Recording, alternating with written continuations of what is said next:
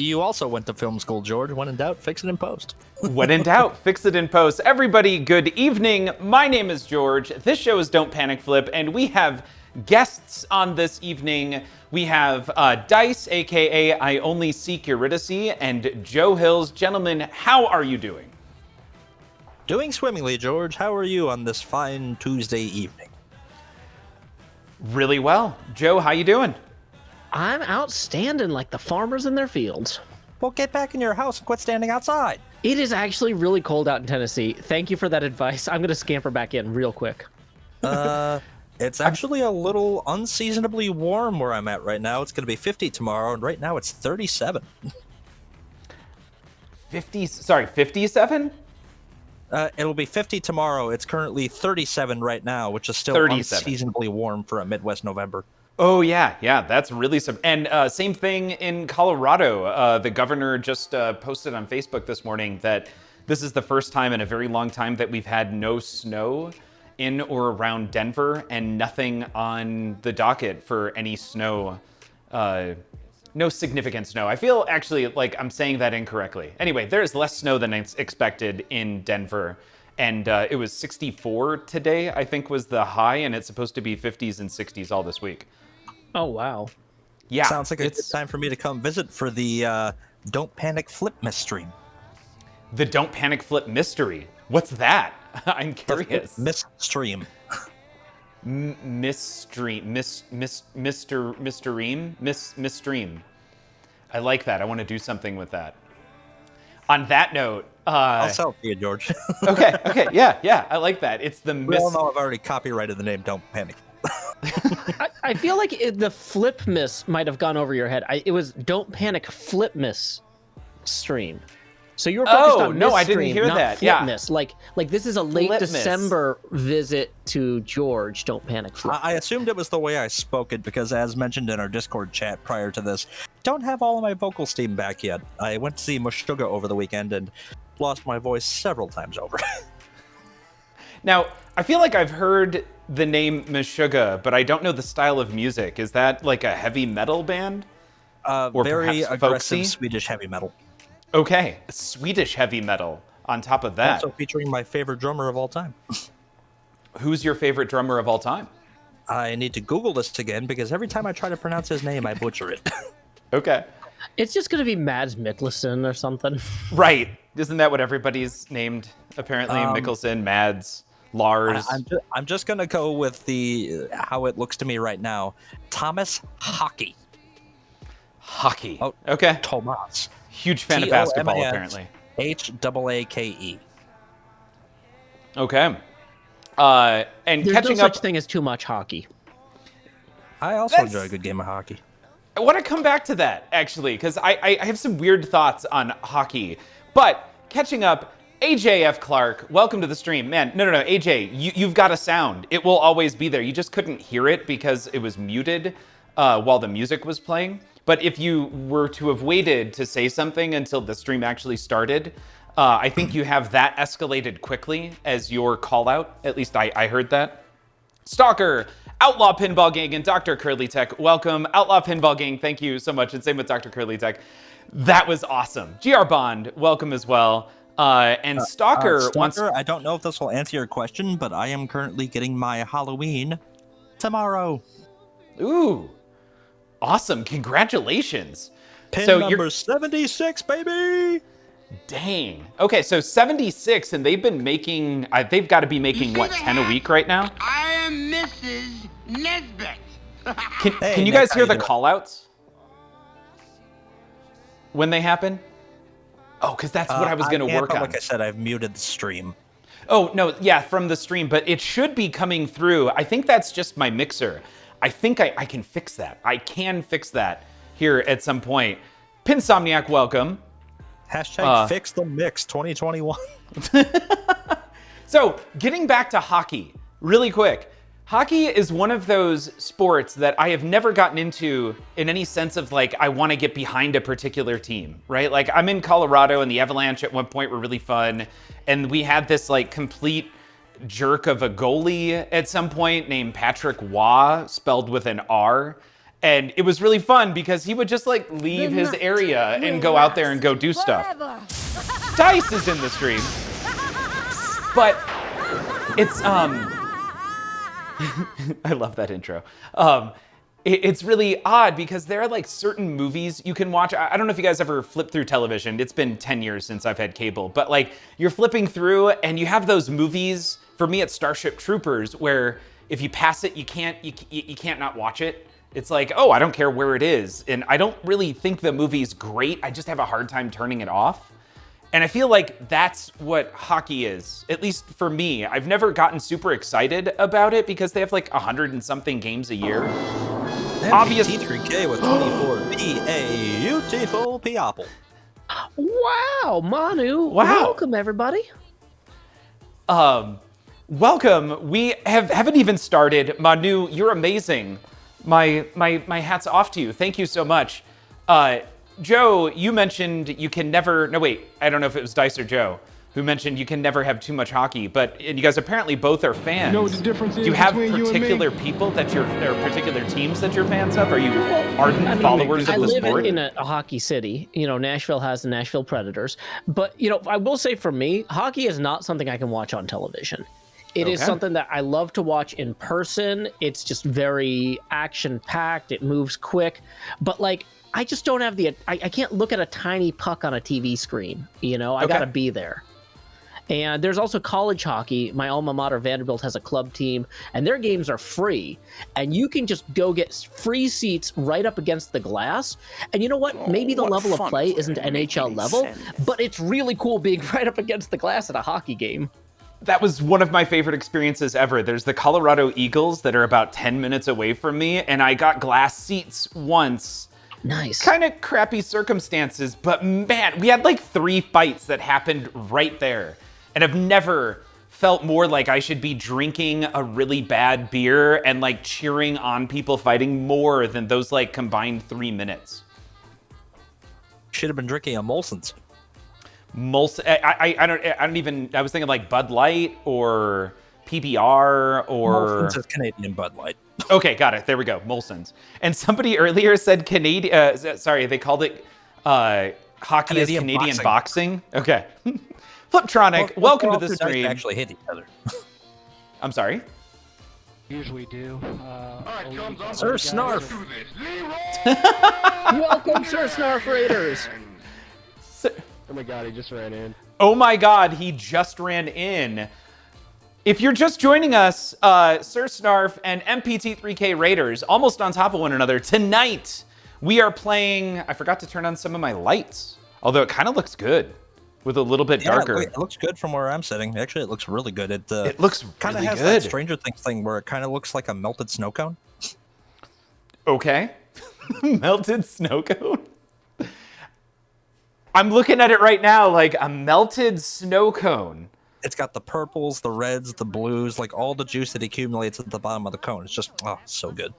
Oh my god, that kind of... I was thinking of a pine cone covered in snow. For whatever reason, that's exactly where my mind...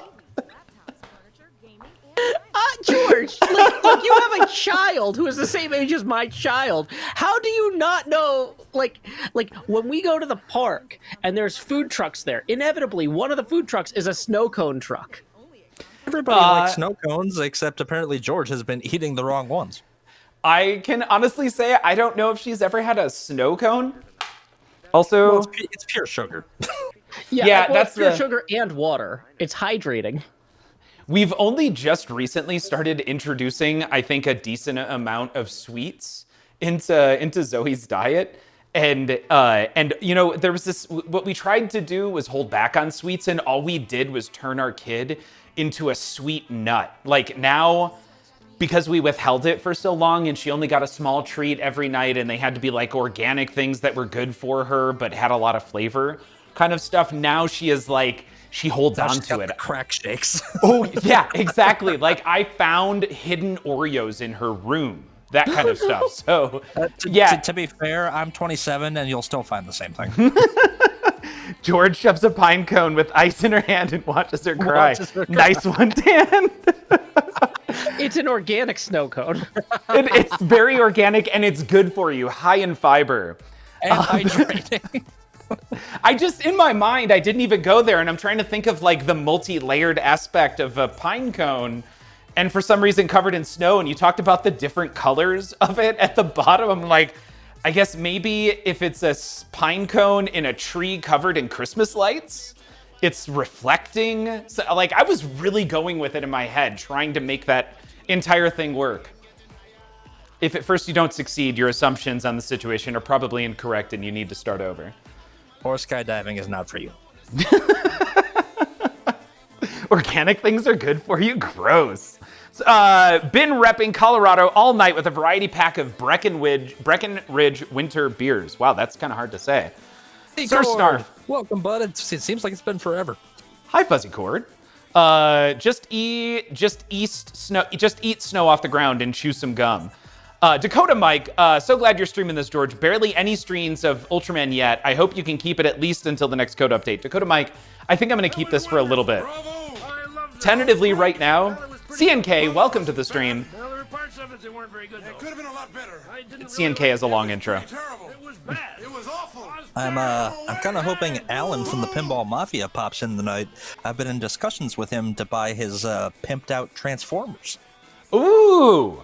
Wait, was that the LE that just went up for sale on Pinside? No, it is a Pro, but it's got all the fixins, the pin stadiums, the lights, and all of the things. I feel that game doesn't get a whole lot of love, but I'm a massive fan of the Stern Transformers because, yeah, they're incredibly dumb movies, but they're my kind of dumb. It's funny, an LE just went up for sale, and there was like this, I hesitated for a second. I'm like, it's Transformers. Like, I grew up with it. Well, Dice, I don't think you grew up with it, but Joe, I think you grew up with Transformers. Yeah. So I'm gonna be honest. I thought Dice was like 55 until like I was off by half. I've always been an old soul. Since age 6, Yeah. I've been complaining about the youth and telling people what they listen to isn't really music. Well, it's one of those things too. Like when you stream late at night, you kind of like, okay, I've got this slow, wizened voice. I can't do it, but Apparently, I'm slow and wizened. Thank you. Slow. That's the best interesting compliment I have heard tonight. I assure you, I am very slow, and there has to be in some way that I'm wizened. Basically, my head is just filled up of a little bit of everything that might win you money on a game show someday.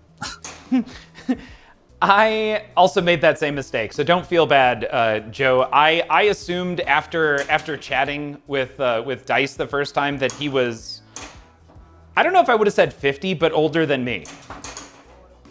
yeah. Well, it seems like a lot of folks in the pinball community are older than me. So I just kind of assume when I don't have a face to associate with the name that they probably are, Right. Stalker would like you to turn the game up. It's super quiet. Oh. Hold up. CNK, yes, the voices in your head are back, and we are louder than ever. Hold up. I'll turn it up after this first ball here. Actually, is it really that good of a ball? Well, I don't know. We're hitting shots. That's kind of a personal question, George. Is it a good ball? I mean, I don't know the table at all. So, like, maybe. One more. Oh, no, we opened it. Most of You're what I know comboing came that thing like from, crazy. For one time, I got to see George not only unpackage it, but play it. We've only played it once. Oh, okay, so this is very fresh material. It is. Wah! But it fits in so well with your little kaiju alley that you're building there. It does. It really works so well there. Pin Daddy, is it only me, or does anyone think that they should have dialed back the red a little on this game? Far be it from me to question an artist. No, but really, that's a lot of red to me. Oh, you sound like Greg Bone complaining about the amount of red in Deadpool. Now, in fairness, though, unlike Deadpool, a lot of the red on the playfield right now is from the LEDs. Right now, this particular mode or whatever situation George is in has a lot of red light coming in from above. That's not necessarily the art itself. That's the current lighting temperature, and that's going to change as George plays through the game. Yes. Worth pointing out, I want, who we need here is Joel from Just Another Pinball stream. He is a printer. He's a professional printer. And I have to wonder, because this is not the first, second, or 20th time on a recent Stern game where they've had, in my opinion and a lot of other people's opinions, too much red on the playfield. I have a feeling that red, the color, adheres to whatever the polyurethane or I'm just making up words here because I know nothing about printing and playfields, but I see red so often overused on playfields. I wonder if it sticks or adheres to the material better than other colors. I don't think so, George. You know what I'm gonna say? You know, these a lot of these things you're talking about, these are games that are like from the Technicolor era, right? Ultraman, Godzilla, right? You got to think the reds really popped when people saw them on the screen in the theaters. And so, or on their TVs. And so they're using a lot of red in the art to replicate that kind of Technicolor kind of feel. It wouldn't feel period accurate if it wasn't this red. Got it. Okay. So you're saying it is you're thematically appropriate. But polyurethane is what they make skateboard wheels out of. Okay. So I wasn't making up a word, I was just using it inappropriately. Snivy tries, the stream bard is here. You weren't misusing it, George. You just co-opted it for your own purposes. Okay, I can get behind that. Oh, Misusing I did a words, thing. That makes people look down on you, and maybe they think you think less. No, if you just co-op words and make them mean whatever you want them to mean, well, they can't argue with you.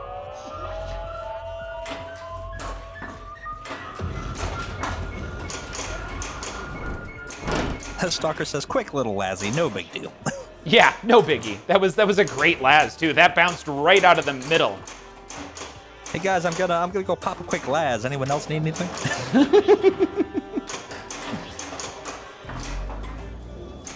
CNK, yeah, especially the ones that have significant like sun damage. Deadpool in 30 years will definitely be a very pink game.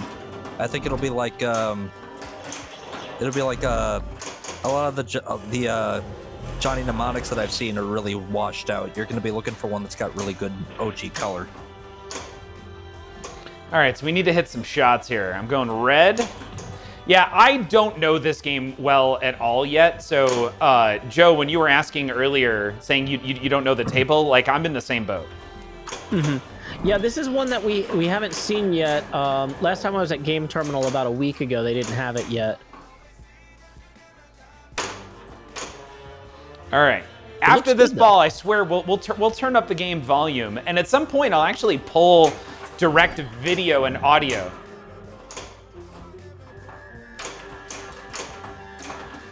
Yeah, I was gonna say, George, I actually ordered one of those Spike 2 headphone adapter kits for Guardians.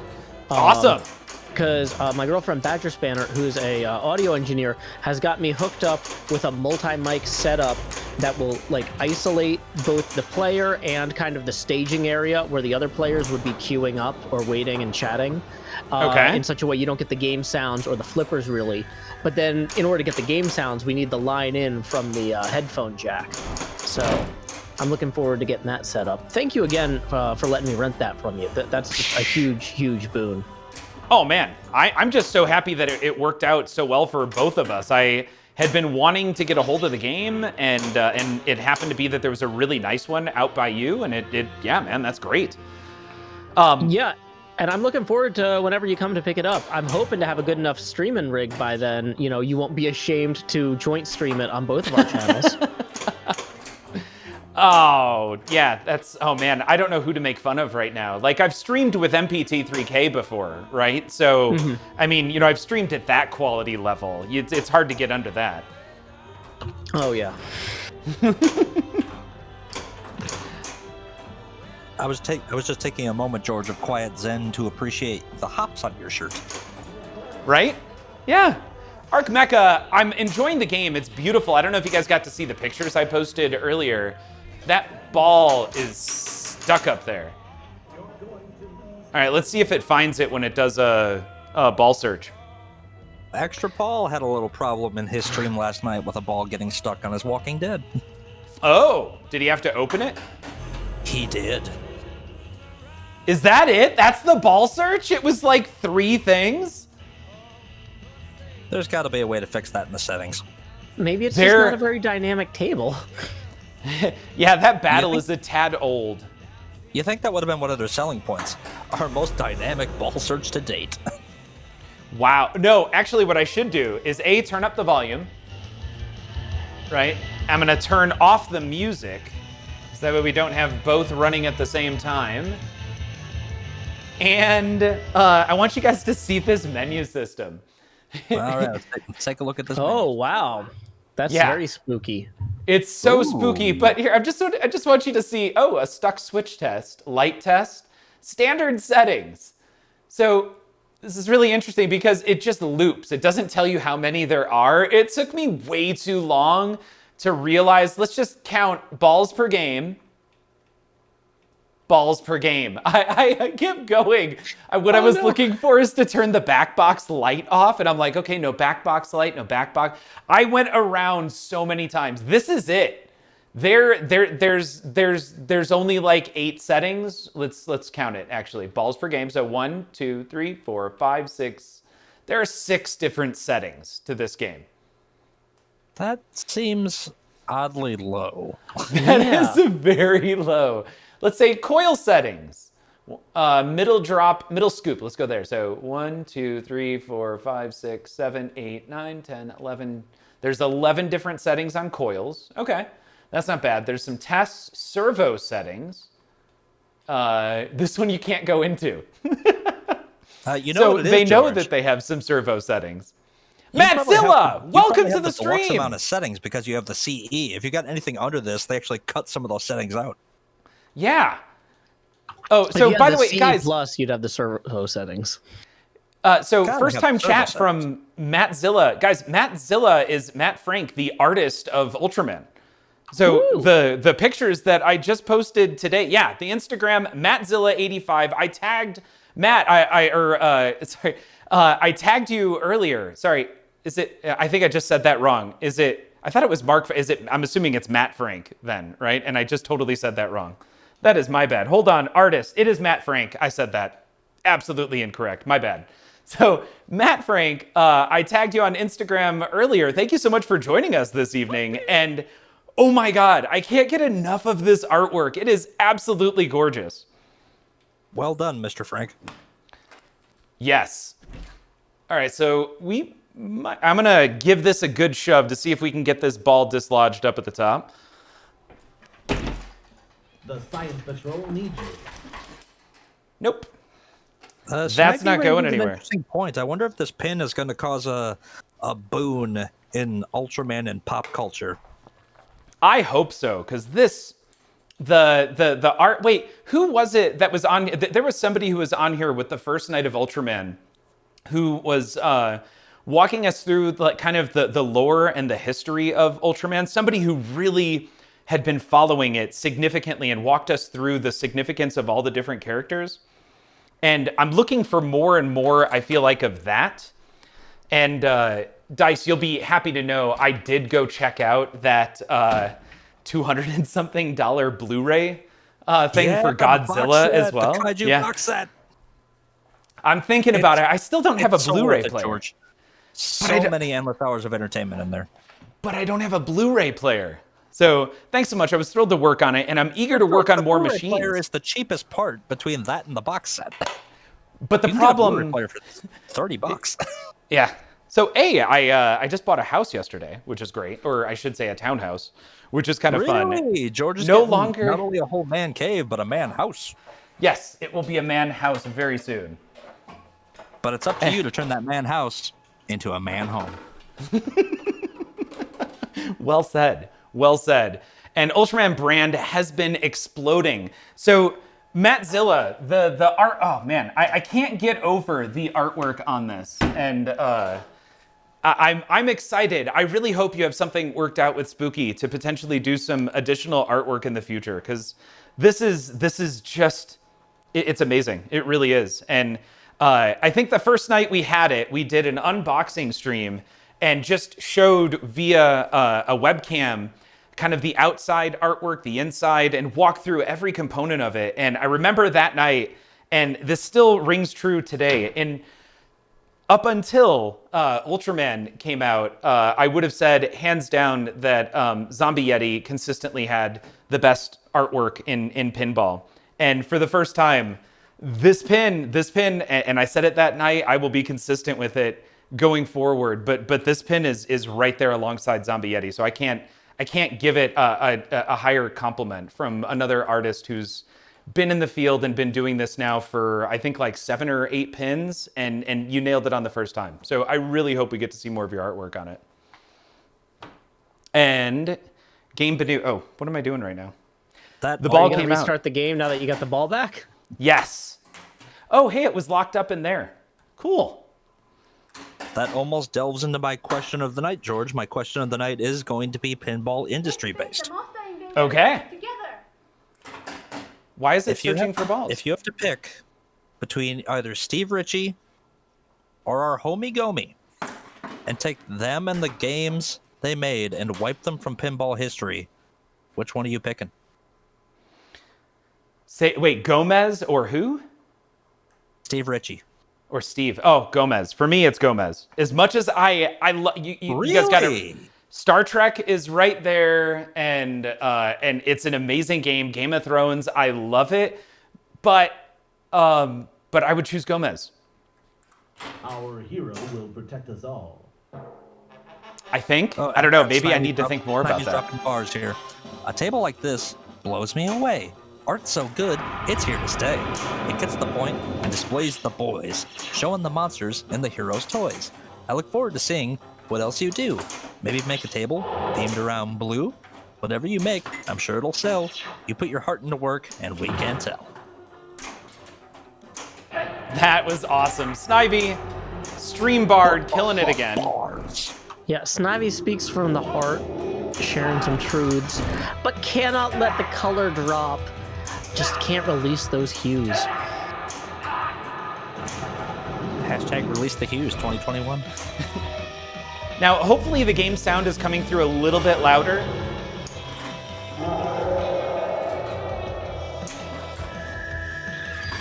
So I have found one thing right away, which is looping this ramp gets you access to the top.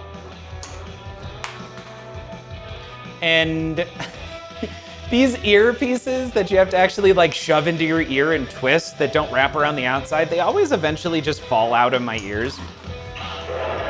So if you see me duck down at some point, it's to grab an earpiece that fell out.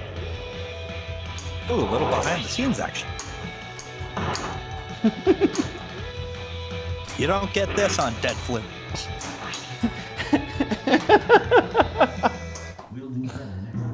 I don't know where that went. Oh my God. That went all the way to the back. Fun fact, my friend Kyle Yunt did one of the voices in the video. He did the Kaiju cast for years and also worked on the Gamera Blu-ray set with me. That's awesome. George, it's pronounced Gamera. Gamera? It's not yes. Gamera? Lights, hey, camera, action. I am... Thank you. 1 point. Nicely done. Nicely done. Joe gets a point.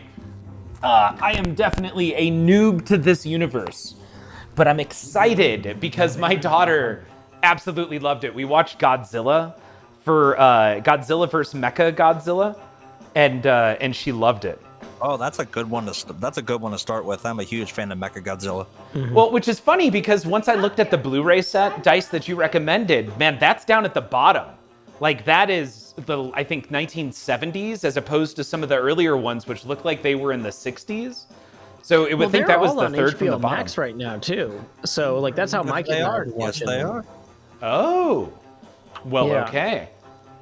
So you could pay $15 a month and watch them all, and at your leisure, or you could buy the box set and have them forever. But also have to buy a Blu-ray player.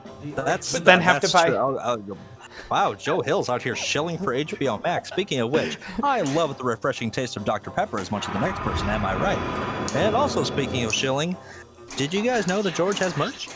I mean, how many blends would you say are in the fabric that comprise his t-shirts? There has to be at least 3 in these t-shirts for them to be this comfortable and make me look this adequate. And if they can make me look this adequate, imagine how fantastic they'll make everyone else look.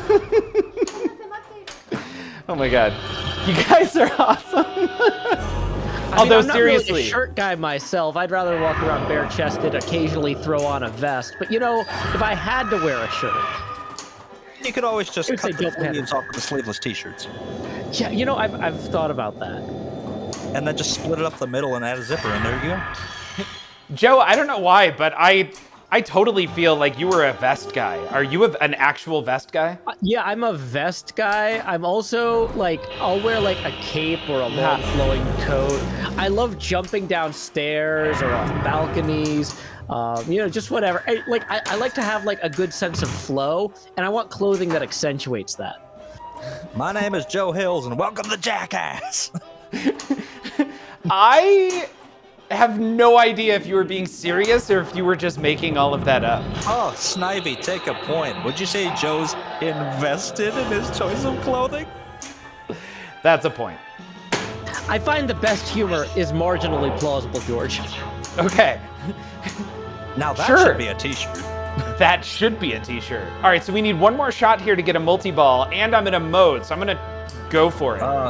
Mattzilla, kids, gotta get back to packing up the homestead, but glad he stopped in. Thanks for the kind words, and thank you for the artwork on this game. It's incredible to look at. Yes. Thanks for stopping by, Matt. Thank you so much. Let us know when the Ultraman home version's coming out.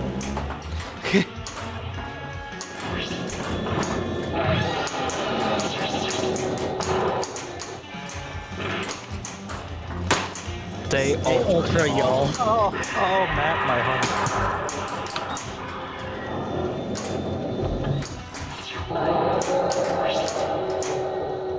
Okay.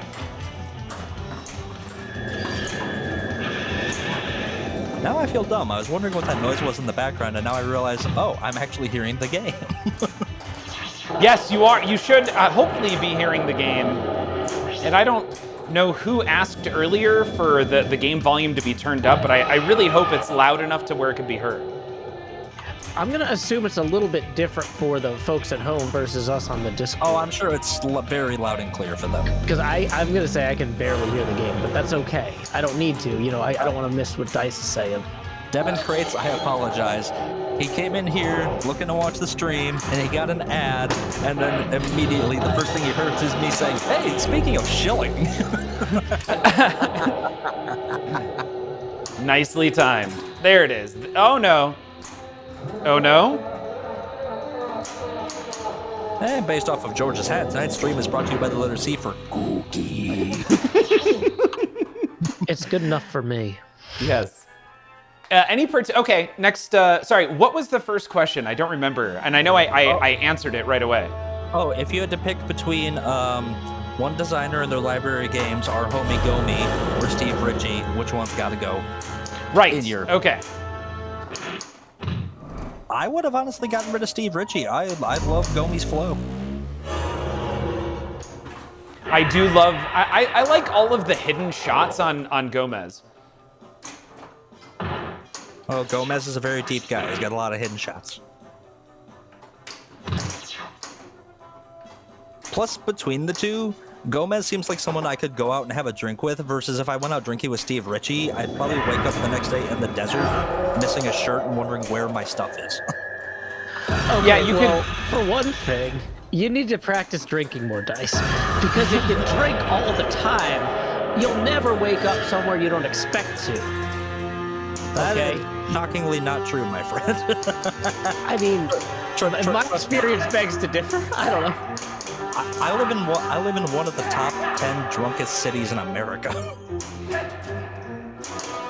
That's a good I point. mean, I live in the bachelorette capital of the world, so I mean, I don't know. There's a lot of drinking happening here too. What's your exact address again? Just for scientific. Nashville, Tennessee. Did you say United States. bachelorette? Earth. Haven't made my way to Nashville yet, but I did very much enjoy my time in Memphis in 2019. Nice. Yeah, George, Nashville passed Las Vegas as the place to throw bachelorette parties. Okay. We're a big drinking town, and we have a lot of live music.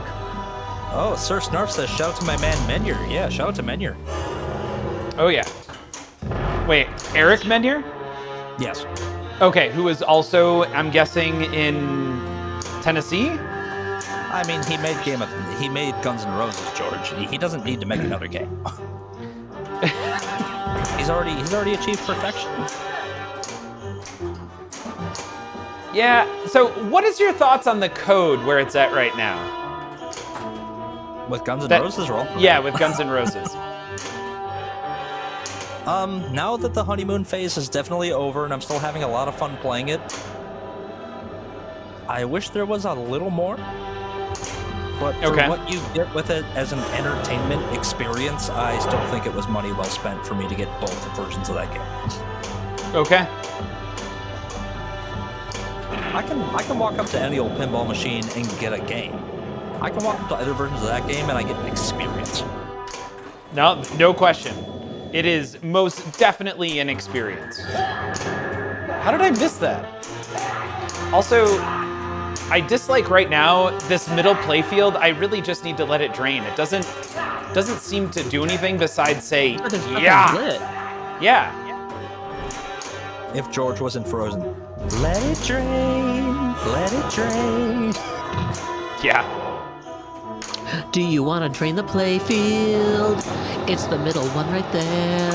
We haven't lit any shots, so there's not lots of things for you to yield.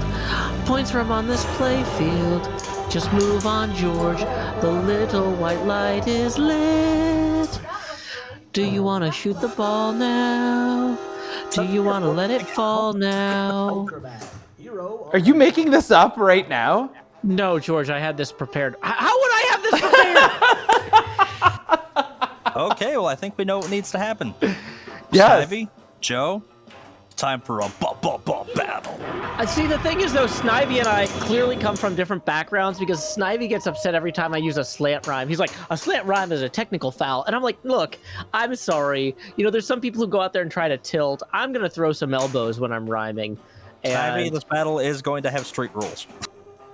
Oh, wait, I have 4, so I can do 1 million, 2 million, 3 million, 4 million. I can only purchase 4 million. Joe, now you got my head swimming. Do you want to build a homebrew? the P-Rock is quite good. You could go down to Austin.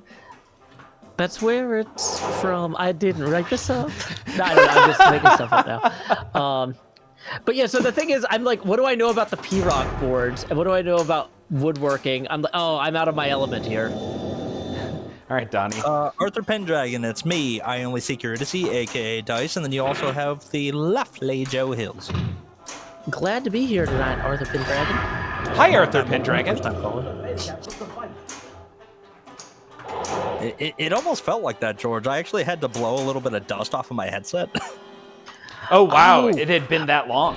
Wait, Arthur Pendragon is from, like, the Arthurian legend. And that's a pinball joke. I just got that. Oh, thank you. I just got that. So, wait, this is Gamora? Or, how am I supposed to Gamera. pronounce it? Gamera. Gamera. Say it like it's one word, George. Gamera. Like camera. Gamora's. Yeah, like camera, but with a G.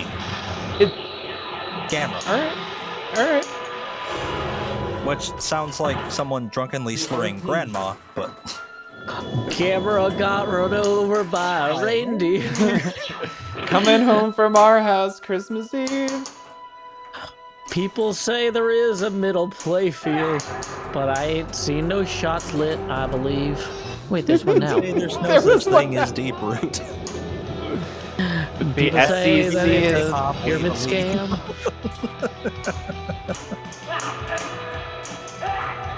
Ha! Arthur has explained this to you multiple times, George, and he's going to have to explain it to you next month again, too. Okay, George, I'm just going to say in solidarity, people explain things to me all the time, and I keep asking. And so, I mean, sometimes that just happens. That's okay. Thank you. I feel vindicated. In newer streams I go into now, people ask me what my name means, and my only response is another question. Do you have 90 minutes?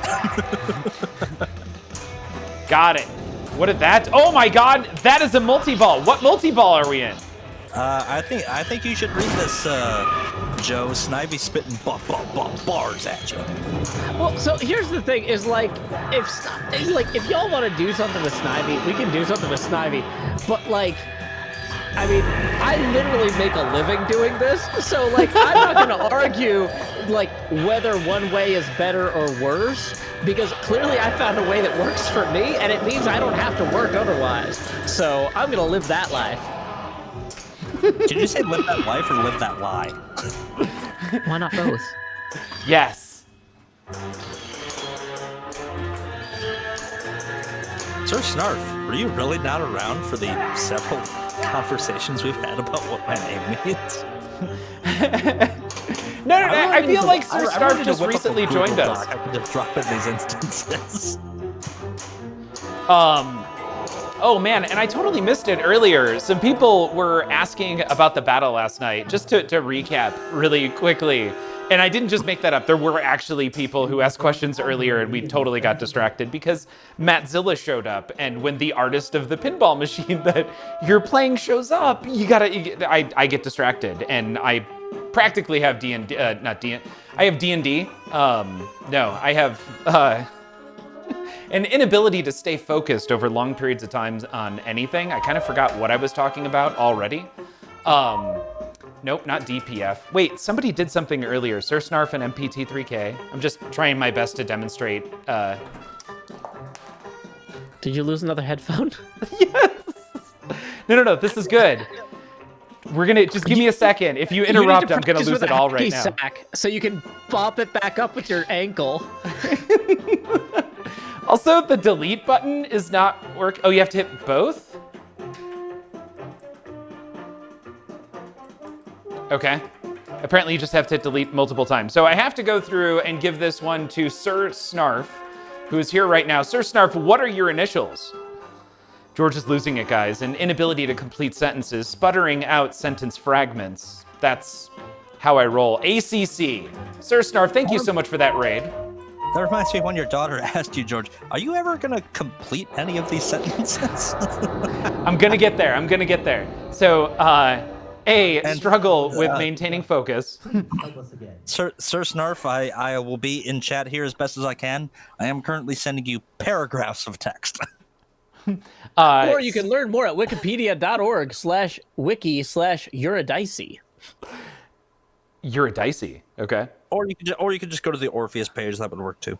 Oh, nice, Joe Hills. Thank you for the link. Yes, thank you. You were saving me. You were saving me the next 90 minutes. So last night was a.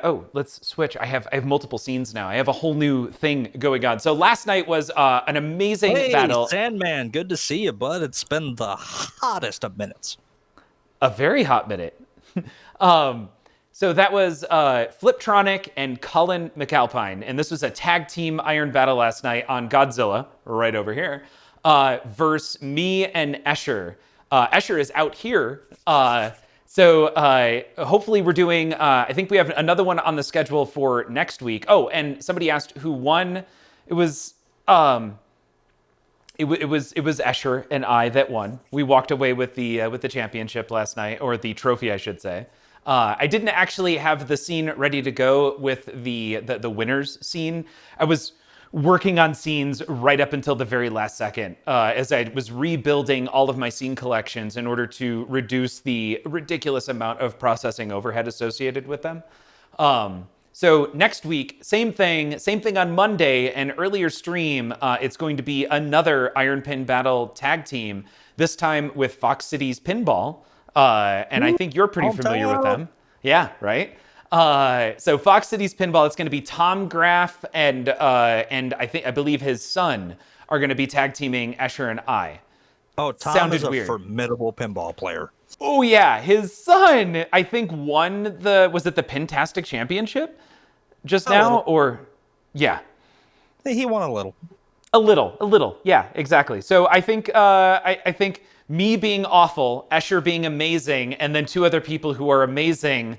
I wouldn't put money on Escher and I this next time. And yeah, so there we go. Recap of last night's battle was super fun. Neil is pretty. Thank you. It was Neil Graff as opposed to Tom Graff.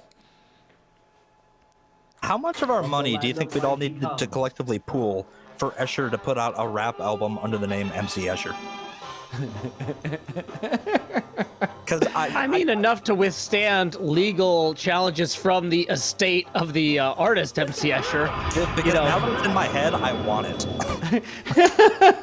Well, I mean, the obvious thing to do there would be to get a Denisi collab going. We could always just let Snivy ghost rate. I kind of love the idea of Escher and Scott Denisi working on that together. Making beats for MC Escher. Yeah, no, so because I'm the person who writes the lyrics and not the person who arranges the music or sings it, I all of my albums, like my brother Sean arranges and performs. Like I'll bring him something and I'll be like, hey, I want to do a parody of The Gambler in the style of Scott Denisi. So here's a few albums by Scott Denisi. Go listen to these. Here's some lyrics about pinball. Make this work. And my brother's just like, okay, just write me a check for a few $100s. And I'm like, okay, awesome. Let's go. Is that really how that very works? Your brother? accommodating. Yeah, he is. It's fantastic working with him. So there's two. So we've got these 3 shots over here, and this one is really just off the tip. So let's see if we can... Oh, we should probably start a battle first. Why are we in a multi-ball? I can wait until you drain, George, if either you or Joe would like to join me, but I kind of had a rather rough day, so I would like to do a shot if any of you would like to join me. I actually can't do shots. I have some stomach problems. I drink like continuously, but I can't just chug. Well, we'll allow you to swap sips. I mean, a shot is really just a bunch of sips at once. That works for me. And I am totally down with grabbing a shot. I actually also took have a page out stomach of your issues. book, George. I got here some lovely aviation gin. Oh my god, I love aviation. It's one of the better gins that I've had. It's just tasty, and on top of that, it's Ryan Reynolds. Like, what's the downside?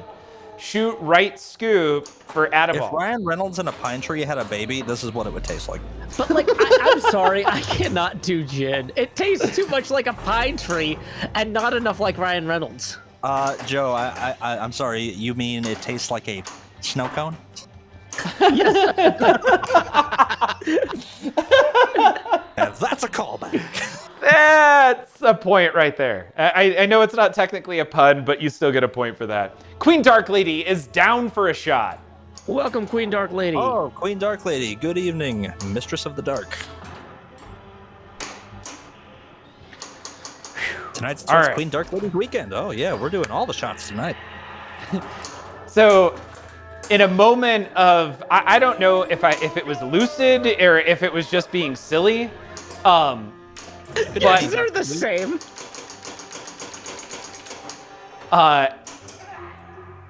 like, I decided to send an email off to one of my favorite authors last night, hoping we could get them to come in for a Wizard Modes and Wordsmiths combination, kind of like what we're doing right now, except with a camera. I doubt I'll even get a response, but it was kind of fun to put that email together. Okay, well, here's the thing, George, is I actually can't announce a date for this, but I kind of did something similar with Patrick Rothfuss, asking about his World Builders charity and seeing if he wanted me to do anything stream-wise, and they got back to me, and they are finalizing the schedule, and we're actually going to do collaboration in early December. So, I mean, these things can happen. They can! Oh my god! George, Name of the George, Wind. is your roundabout way of trying to make it up to Neil Gaiman. There definitely was the hope that I could eventually get to Jim Butcher. I don't know how to have that conversation. Like, basically my thought is that I'd have to get to Brandon Sanderson first, who is a complete geek. The King Killer Chronicles, oh my god, Sir Snarf, I have read through both of his books. I dressed up as Patrick Rothfuss for Halloween in 2019, but it was a sign saying I came to this party instead of finishing my third book. So it was an author-shaming thing I did, because I am with a whole bunch of other people, a little frustrated that the dude continues to do silly things like allow streams to pay for him. Like, hey, donate, $200 today, and I'll continue playing games instead of working on the book. He makes it's a thing now, and it's just weird because there's so many authors who he has a talent, and I find it borderline frustrating that somebody with his level of talent doesn't have the same work ethic that Jim Butcher and Brandon Sanderson and others in that particular genre have. But I know he gets a lot of crap for it. So Yeah, I mean, I think he does get maybe too much criticism for it because you got to keep in mind different artists have different flows and different work ethics and whatnot. And the big thing with Rothfuss is he's gotten slogged down in all these translations of the first 2 books because he has all this crazy wordplay in The Name of the Wind and A Wise Man's Fear. And so he's got to coordinate with all these translation teams who are like, hey, I think there's a double meaning in this sentence, and I'm trying to convert it to Portuguese. And I've got a few options for you. Which of these sounds like it will work? And then he's like, oh, there's actually a triple meaning there, but that's a spoiler, so don't tell anyone on the internet. But we also the most important meaning is the one you didn't catch. And so he's spending a lot of time working on just kind of revisiting the original works. He is still working on the 3rd book, but it's one of those things where he wrote the first 2 as after hours projects when he had other jobs, And so now he's writing the 3rd book as the after hours projects while his new job is translating the first 2 books, right? That's his workflow. And it takes time. Hey Google, when was A Wise Man's Fear published? The date of first publication of The Wise Man's Fear Okay, was March it's been 10 years. I can totally appreciate that he has been just bogged down with translations, but 10 years, actually, also worth pointing out that I think he wrote all 3 books in one go. If I remember correctly, he's just revising what he finished before publishing the first book. That is not my understanding of the situation. Okay. That And to even me if it's sounds not stomach 10 churning. years, is that justification for translation? Is that timing-wise justification for translations? Well, I mean, he's also working on television adaptations with Lin-Manuel Miranda. Like, I it's know. one of those things. Like, Lin-Manuel Miranda calls up and is like, hey, I want to turn your book into a show. Could you make 3 hours a day for me? Yeah. You find a way to make 3 hours a day for Lin-Manuel Miranda. And before you know it, you're not getting as much time in just for focusing on writing. But once again, he didn't write the first book as his full-time job. He wrote it after hours on the side doing other things, So, I don't know. I would only allot him that 3 hours a day if Baz Luhrmann was directing. I mean, I'd be happy with Damon Lindelof. I feel like he did really well with The Leftovers. Great job, but That's really interesting. Who could actually nail the Kingkiller Chronicles? Like, Lin-Manuel Miranda does a really good job with music. You could do the score. Corey Fukushima, who did True Detective Season 1, could actually probably really kind of capture the character focus. But also, a big thing about The Name of the Wind is it's about the environment they're in. You want to have these lingering shots on the setting, and you need a director who's not going to rush the pace, Yeah. Meanwhile, I'm preaching to somebody who's like, speed up the pace. So I don't know. Well, wait a second. Nailing the pace in a television show based on a book is huge. There's nothing worse than feeling rushed. Think about the last 2 seasons of Game of Thrones, right? Yeah. Where they're Oh my gosh. obviously tying I'd up rather loose not. ends. Yeah, okay, cool. Yeah, you don't even have to yeah. do that. No, there was a tweet where, 3 months into the pandemic, somebody was like, we've been stuck in our apartments for 3 months, and the end of Game of Thrones was so bad that nobody has insisted we binge watch it from the beginning. It's just so disappointing knowing what you're leading into. The first several seasons were actually really well done. Like, while the content was there. And somebody brought up George Martin earlier. I'm interested in your guys' opinions. Dice, I don't know if you've read A Song of Ice and Fire? Sorry, whatever, the Game of Thrones series. Yes, I am completely up to date. I have also Okay. read all the novels, and I have feelings. I have feelings as well. Rather than me starting off, Dice, I'm interested in hearing your opinion first. What do you think? Oh boy. Do you have 90 minutes? Let's go with the overall feeling, maybe. If you can succinctly say in a minute what you think of Game of Thrones. As a book series, I think it's some of the greatest writing of all time. If fantasy fiction, very heavy fantasy fiction, is your kind of thing, that is by no means a starting point. I believe George wrote about this once. But if it is something you can get into and you can get past several obstacles in it, like me, I had to create a key chart with colored tabs because every chapter it switches to a different character, and sometimes it's not very clear about who you're reading about initially. Yeah, I think that's some of the greatest fiction ever written, and the TV show was right up until about season 5, and then I started to hate that HBO ever existed. Yeah. Okay. Joe, what are your thoughts? Same thing. Try to keep it around 60 seconds. I know we could talk for an hour on this. I think that when people hit a certain level of success, their editors get afraid to challenge them.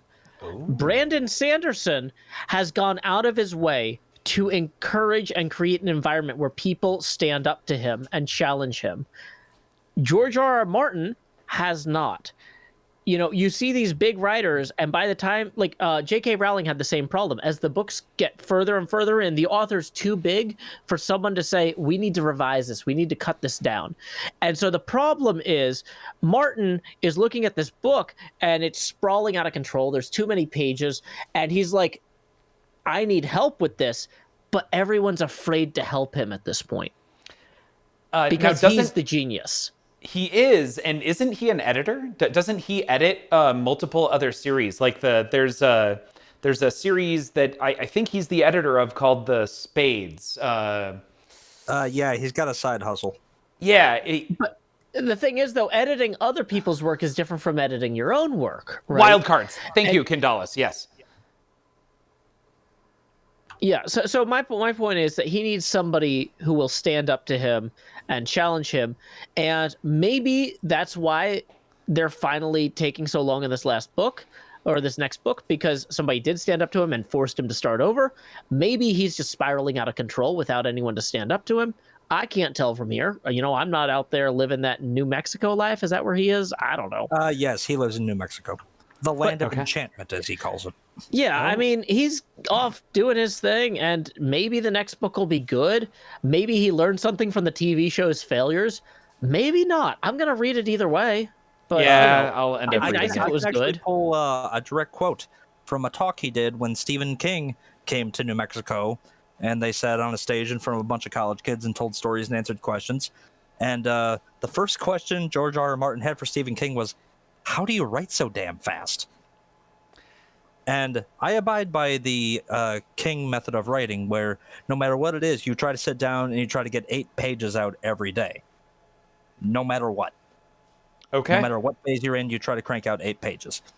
Now, George R.R. Martin said, oh, I'm over here, and I'm like, oh, I wrote 3 pages. That's a good week.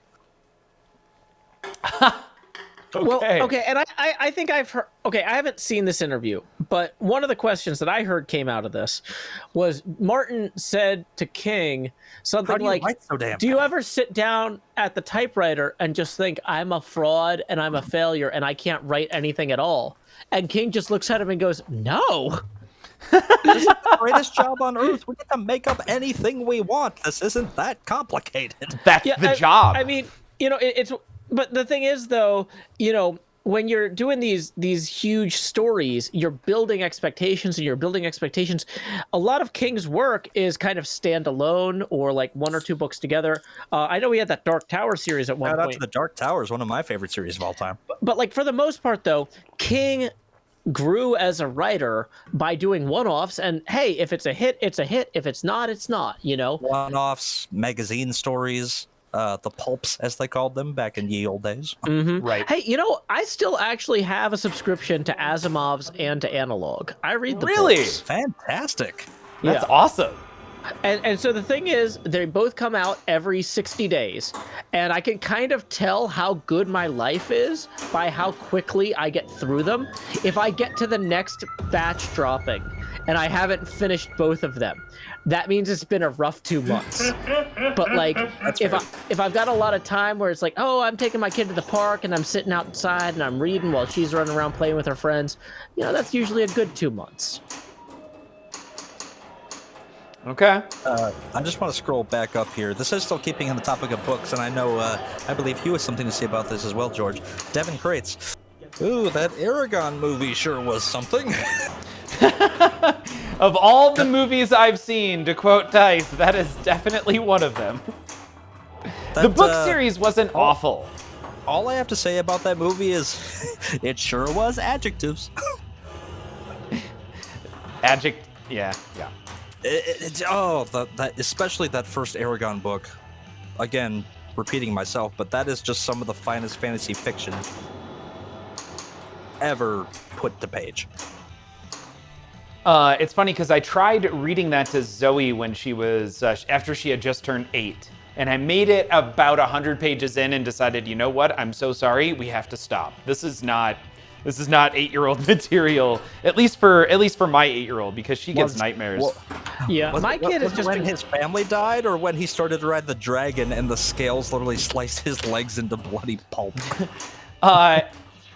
Man, what it was, I don't remember what exactly. Oh, hey, I'll take that, Laz. That was nice. Nice. What was it? I'm sorry, Snivy. Snivy was the one who initially mentioned Aragon. Ah. So, George, did you ever read the Wayside School books when you were a kid? Man, why does that sound familiar? The They're Wayside written by School. Louis Sacker. The premise is that there's a school that was supposed to have 30 classrooms in a row, but they accidentally built it 30 stories up. And so it's like a goofy kind of comedy kids book about being in this weird school. Wait, And, did they skip levels in the 30-story building? No, you have to climb all the stairs. And so the Okay. book is about the kids who are in the classroom at the very top of this tower. Got I it. read that back in middle school. Yeah, so apparently the author recently put out a 4th book in this series after like putting out the first 3 in like the 80s and 90s. And so my daughter just went through all 4. So if you're looking for something good for your 8-year-old, Wayside School Quadrilogy, I grabbed it on the Apple iBooks or whatever, so she could read it on her iPad, but you could probably find it for whatever you use. Or in print, obviously, as well. But yeah, it might be a little bit more accessible and less murdery. That, I think, was the issue. It was, oh man, there was something to do where Aragon was talking to his dad or his uncle. I think it's his uncle. Uncle. And it was pretty early on. Okay, I know what you're talking about. And it was just one of those like, okay, I got to put the book down. This is definitely not for you. I think it just got sexual or something. Wow, how did I suddenly go from 1 Spacium to 3 Spacium? All right, I'm gonna need you to hike up your britches, George, because I'm gonna read something from Fuzzy Cord, and you may not like it. Okay, go for it. The largest disparity between public opinion and Fuzzy Zone is the Harry Potter books. Couldn't make it through the first one. The writing was just amateurish. Oh, totally. It was. It's very much like Stephen King's first Dark Tower book. I had to read that book 3 times. Book came out to be the Sorcerer's Stone, I'd be pretty stoked. I mean, I felt like it was very almost Roald Dahl-esque. Like, hey, let's just talk about the drill industry in the United Kingdom of Great Britain and Northern Ireland for a little bit. Like, I actually wish that the later books had more of that. If every book opened with how Voldemort's ascent affected the fundamentals of the drill selling industry, how construction was impacted, how home improvement projects changed over time, like that would have been a really cool lens through which to view everything. But no, it's just the first book that opens with this. That would have been a very King approach to take. Yeah, but like, I mean, I guess what I'm saying is I find that kind of Roald Dahl type of stuff a little bit charming because I grew up with it, and it's a little bit whimsical. Terry Pratchett and Douglas Adams are also very whimsical, though less child-focused, obviously. Apparently, Roald Dahl, the man himself, was not delightful or whimsical. No, apparently not. It turns out a lot of authors are bad people. Who knew? He was horribly anti-Semitic. Okay. Up till his death. I feel like I knew that. Yeah, I found that out recently, but it's one of those things like, ugh. Well, it's like Why can't people not suck? Right, it's like J.K. when you Rowling? first learn as an adult about what kind of person Dr. Seuss really was. Yeah, I've also heard. Yeah, that sucks. Same thing. Orson Scott Card. Ender's Game, Yeah. I still think is one of the greatest books ever written. And the movies weren't bad. I refuse to watch the movies. Like, I had read all of the Ender books, all of the Bean books, and just his homophobic stances were just kind of too much for me. I was like, I'm out. I'm sorry. Yep. Like, it was fun being part of this fandom, but this isn't for me anymore, and I'm gone. Yep. There's only so many different ways to slice. Oh, it was a different era. No, you just kind of had disgusting thoughts. No, Orson Scott Card's alive today. You know, and like, Brandon Sanderson's Mormon too, but like, he's not a dick about it. Wait, can I say that here? Sorry, George. No, that's fine. That's PG. I won't say that. I'm like, no, it's fine. And I went to go say it, and my mouth stopped. I'm like, no, don't say that. It's still fine, as long as I'm not saying it. Yeah, sorry. Yeah, No. Snivy. Yeah, what happened with J.K. Rowling is incredibly unfortunate. It's so especially unfortunate. from a franchise that seemed to champion celebrating other people's differences and Absolutely. loving everybody. Yeah, that was really disappointing. I really like, Joe, your thoughts on why specifically the series took a downfall. I'm more, I guess, at this point still just confirming that not exactly the reasoning why. I think books 1, 2, and 3 were masterpieces. And that in 4 and 5, where the story splits, the characters split, so 4 and 5 take place at essentially the same time, and the characters just change. I started to lose it. Like, it was already a difficult book to follow, but it seemed like nothing happened in 4 and 5, and the characters and nothing happened, and there was it became unfollowable. I don't know, maybe just We're back to unenjoyable Game of for Thrones, me. right? Just to be clear. Yeah, sorry, switching back over Yeah. to Game of Thrones. So I will say the only reason I got through them is because I was using the audiobooks and listening to them when I took care of my baby and cleaned the apartment. And I had to be cleaning and taking care of the baby anyway, and the baby wasn't talking. And so, might as well.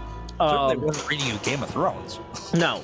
But like, there's a scene where Daenerys is hearing petitions, and somebody who has sailed across the entire planet, all around the world, to meet Daenerys and to make a suggestion or a proposal or a treaty, I don't want to spoil anything, is finally waiting in line to talk to Daenerys at her petition hearing.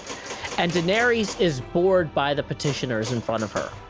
And it's just like, you know what? Maybe I'm done with petitions for the day. And as a reader, I'm like, no, I'm bored with waiting for this person to talk to you. And you are killing me, Smalls. This is too much. Like, just let this person talk to Daenerys now. But like, I don't know. Martin just wasn't ready to move the story forward for some reason. I don't know. Yeah. Okay. Yeah. No. I get that. It felt like it got unnecessarily slow at points. Also, Yeah. Please tell me there's nothing wrong with Douglas Adams. No. There is nothing wrong with Douglas Adams. Okay. And just a reminder, George, you told me once to take a page out of my favorite musician Frank Turner's book that if you were to ever acquire a dog, you would steal the name of his dog, Douglas Adams. Douglas Adams. Well, that It's sounds just like an awesome. Adam who doesn't have a dog. It does sound like an ad. Yeah. I'd read that book. I only read 2/3 of the first Harry Potter book, says Fuzzy Cord, but it felt like a bunch of recycled tropes glued together. It gets better. And you see that, Fuzzy Cord, in so many different authors' book series. And that's the point I was making about Stephen King earlier, is that first book in the Dark Tower series was so rough to get through, at least for me. I've heard a lot of other people who if you want a better series that's much shorter, the Mr. Mercedes series is a really good one. Mr. Mercedes. Yes, that is, at least last I checked, it was only 3 books, but it's a fantastic story. Is that also Stephen King? Yes. Okay, got it. I'm a I massive think proponent of, or a fan of most of the things that King has written. I even have both of his books about writing. Okay. Yeah, and I've read through, I think, both of his books on writing a few different times. They're phenomenal. They're half They're great. biopic, half textbook. I think if I remember correctly from even his own introduction, it's like the introduction of book 3, and I'm not sure which edition it is on the Dark Tower series. He profusely apologizes for how bad books 1 and 2 are, which is funny because he really did. But yeah. Man, when it comes to miniseries, they sure made up for that. Oh, now I didn't. Sorry, did they? Is there a mini series? Because I only knew about the book. Oh, sorry, about the movie with, I can't remember the actor's name in it. I need to make sure I'm getting the right one, because I'm pretty sure the BBC did a miniseries on it, and it was wonderful. Oh man, I kind of want to go through and watch that. Fuzzy Cord brought up 11/22/63. That was a really, really fun book to read. For whatever reason, I find that authors like get to the end and they're like, I don't know what to do. Let's just go crazy. And that's kind of where that book took a crazy, to quote Bugs Bunny, it took a wrong left turn in Albuquerque. And it went from this great, I'm following and learning so much about JFK and about, was it John Wilkes? No, not John Wilkes Booth. Was it Booth? No, who was the guy who killed? Oswald. You're learning so much, and it's this intense, like, case study or focus. And I'm so sorry, we're not even playing this right now, as the ball is totally jammed up on that top play field. But it's like a case study into the entire life and sequence, and it seems super accurate. I didn't confirm. I read some people talking about how amazing they thought the book was because of how accurate it was, but suddenly spoilers. By the way, on 11/22/63, I think it's been at least a decade. I think you're given a pass on something after 10 years, right? I don't know, George. I've seen a lot of people on Twitter talking about that 11/22/63 and how there shouldn't be spoilers. A lot of people are really curious about what happened in Dallas on that day, George. A lot going on in Dallas right now. Okay, so, but the book series takes this weird turn about like time travel police with like crazy people and stuff at some point in the book, and it just totally shifts the focus where you feel like this book is one thing and it's not. It's this completely other thing. Yeah. That was kind of fun for me, but I'm a huge fan of conspiracy theories. Okay.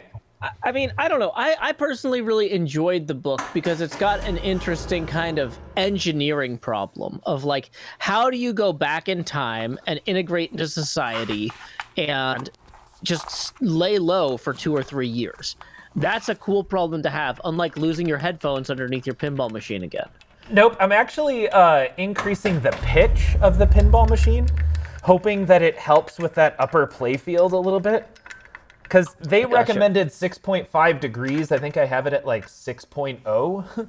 6.6.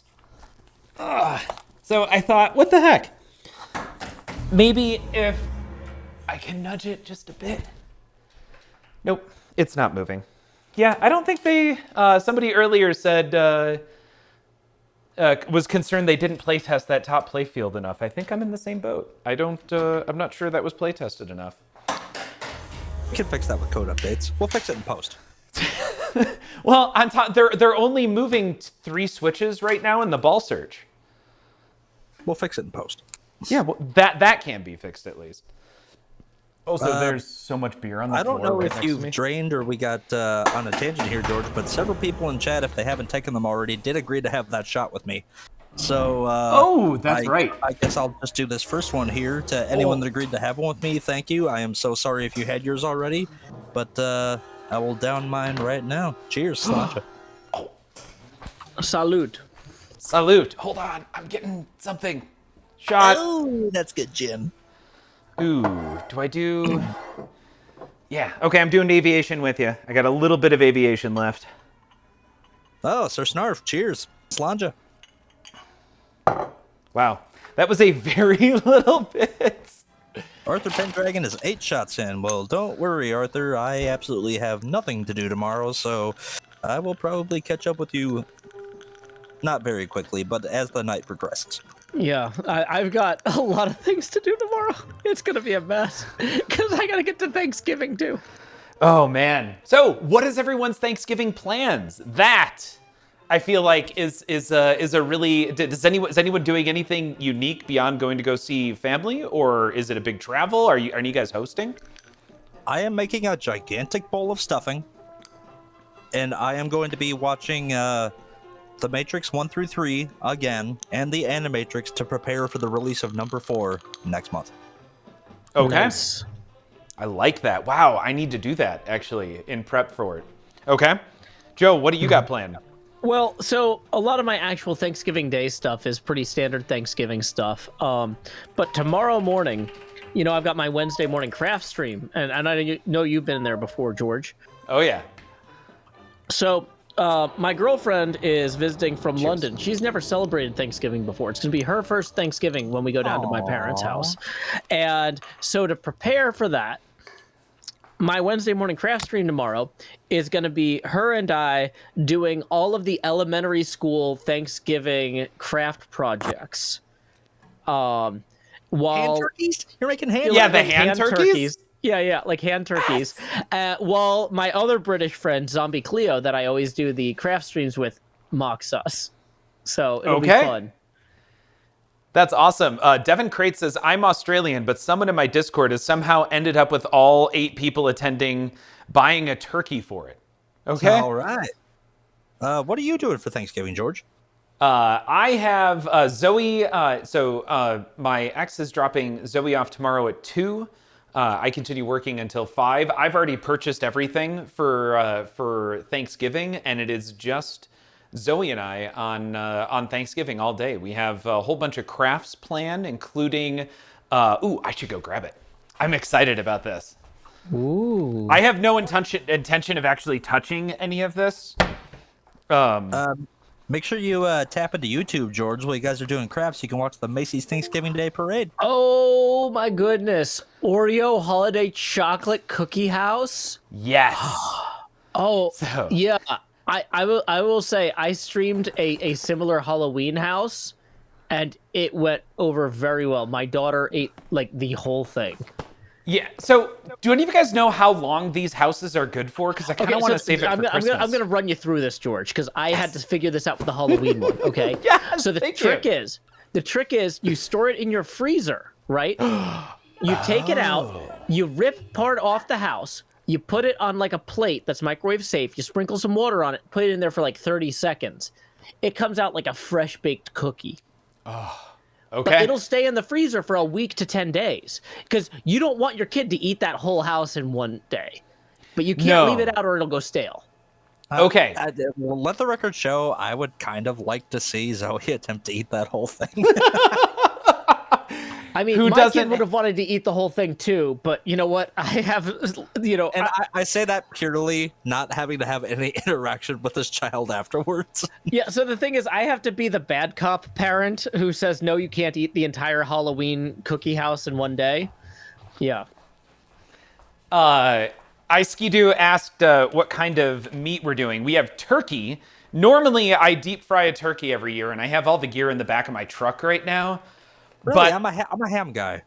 you're a ham guy. That's interesting. I have never done the ham, but I mentioned not doing sweets a bunch, so I'm kind of going to blow my kid's mind when I show her that for the two of us, we've got this pumpkin pie, we've got cookies, we've got...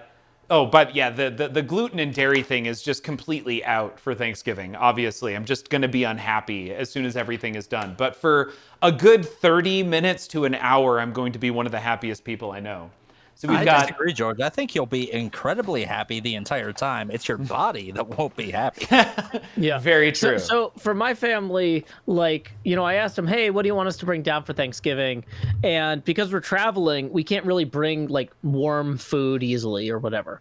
So they're like, hey, well, Europe, where you can get some good snacks and stuff. Bring us some good cheeses and whatever. So I was in charge of going out to like there's a grocery store that like connects with all the local farms and whatnot, like a local grocery with local farmers. And I went and got like 6 or 7 different cheeses, and we'll have a like, huge cheese platter. So what you got? Now there? I'm from Wisconsin, so I'd like to know what you got because I will be judging your choice of cheese very harshly. Oh my gosh. So we got Nena, There we go. a Gouda, we got an Asiago, we got a basil cheddar, Hey Tracy. we got a Monterey Jack. I feel like we got at least 1 goat cheese. Oh my man. Like- okay. I am no longer judging your choices. You chose correctly. Yeah, you did. That we got sounds some amazing. summer sausage and some salami and stuff, some mustard, some olives. So yeah, because my family likes to do Thanksgiving dinner at like 2 or 3 o'clock. And so at around 10 a.m. we put out like some nice snacks and dips and chips and stuff. And so yeah, I'm kind of spearheading that. Okay. If you're anything like my family, by 10 a.m., everyone is already starving because we don't really do breakfast.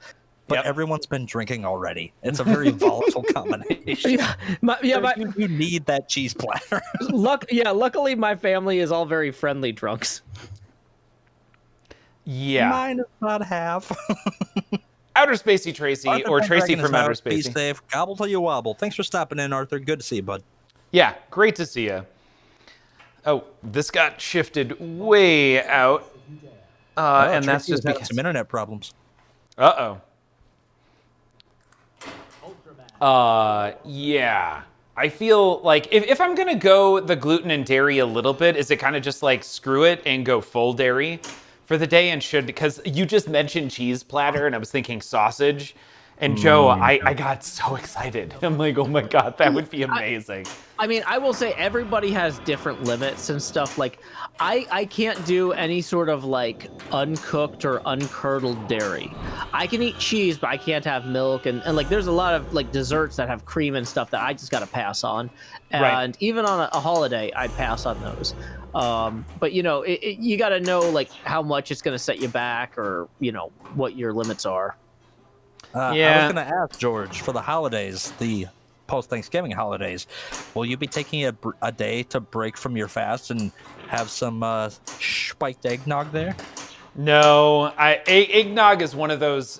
In fact, what Joe was just talking about, knowing your boundaries, and oh wow, that flipper was very sensitive. Eggnog is one of those things that it tastes amazing for 6 seconds, and 30 seconds later, I'm a just unhappy person. Yeah, I mean, I love ice cream, but I can't have it. So, even if it's my birthday, I'm like, it's not worth it. I'm of the school of thought where you have to drink it like Clark Griswold from Christmas Vacation. And the day after Thanksgiving, I will be bringing out my moose mugs. Because of course I have moose mugs. Of course you you gotta do. have that giant vat of eggnog, and you just dip it in there, and your teeth are kind of clattering, and you drink it, and you're like, it's good. Oh, we mentioned this before the stream, but I was like, we need to save this conversation for during the stream. Oh, right. So normally the day after Thanksgiving, I go out and buy the Christmas tree, right? Okay. Yeah. The place in my apartment that would be the best place to put a Christmas tree is actually also the best place to put a highly modified Guardians of the Galaxy Pro pinball machine. And so I have not figured out yet where we're going to put the Christmas tree. That's going to require, I'm probably going to like, I don't know, dismantle some furniture temporarily and shove it in the back of my closet somehow. Because like, we obviously have to have both, but like, that's a puzzle for like 3 days from now. I'll worry about that then. I told you, put the star on top of the game, and there's plenty of room under the game to put all the presents. You actually can fit a lot of presents under a pinball machine. So many presents. You can, yep. Okay, jumping back up here. This was for you guys from Tracy. Have y'all tried Cocoa Whip? It's the Cool Whip style topping that's coconut based. I haven't, but I'm not a huge coconut fan in general. Oh, I love like, coconut. I mean, one of the things I found is there's a lot of like, hey, this is a dairy replacement. And I'm like, I'd rather just not have it than replace it,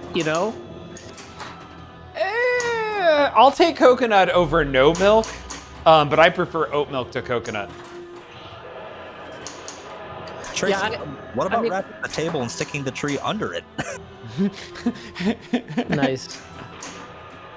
I And mean, that I'm whip one of does those not people taste who- overly coconutty. yeah, I mean, I just like my coffee black, just like my metal, you know? Shout out to mindless self-indulgence. Oh my god, they are so good. Have you seen them in person? 3 times, but Oh I don't my God. think they're ever coming back because the singer Jimmy Urine got Me Too'd earlier in the year. So Oh, I Ah. missed that. But yeah, incredible vocalist. Incredible show. Mr. Hardluck, I love almond milk. I'll take that over regular milk because I think the texture is more to my liking. How many more purple shots do I have to get? See, George, I told you it's a snow cone. You mean a pine cone? Ice Kidu still thinks George should try some tuna nog this year. I'm good. I'm good. Super solid. Don't need to try Are you tuna sure, George? dog. I can make you some. No, that's fine. Really, George, it's no problem. Anything for a friend. George, are you going to be at TPF in March? Yes. Because I heard Manu was going, and you know, I know Fliptronic was going, and I was really thinking like I need to get my kid out there. Are you bringing your kid? No. Oh, okay. There's entirely too much drinking that happens at those things. I do not want to be responsible for a human.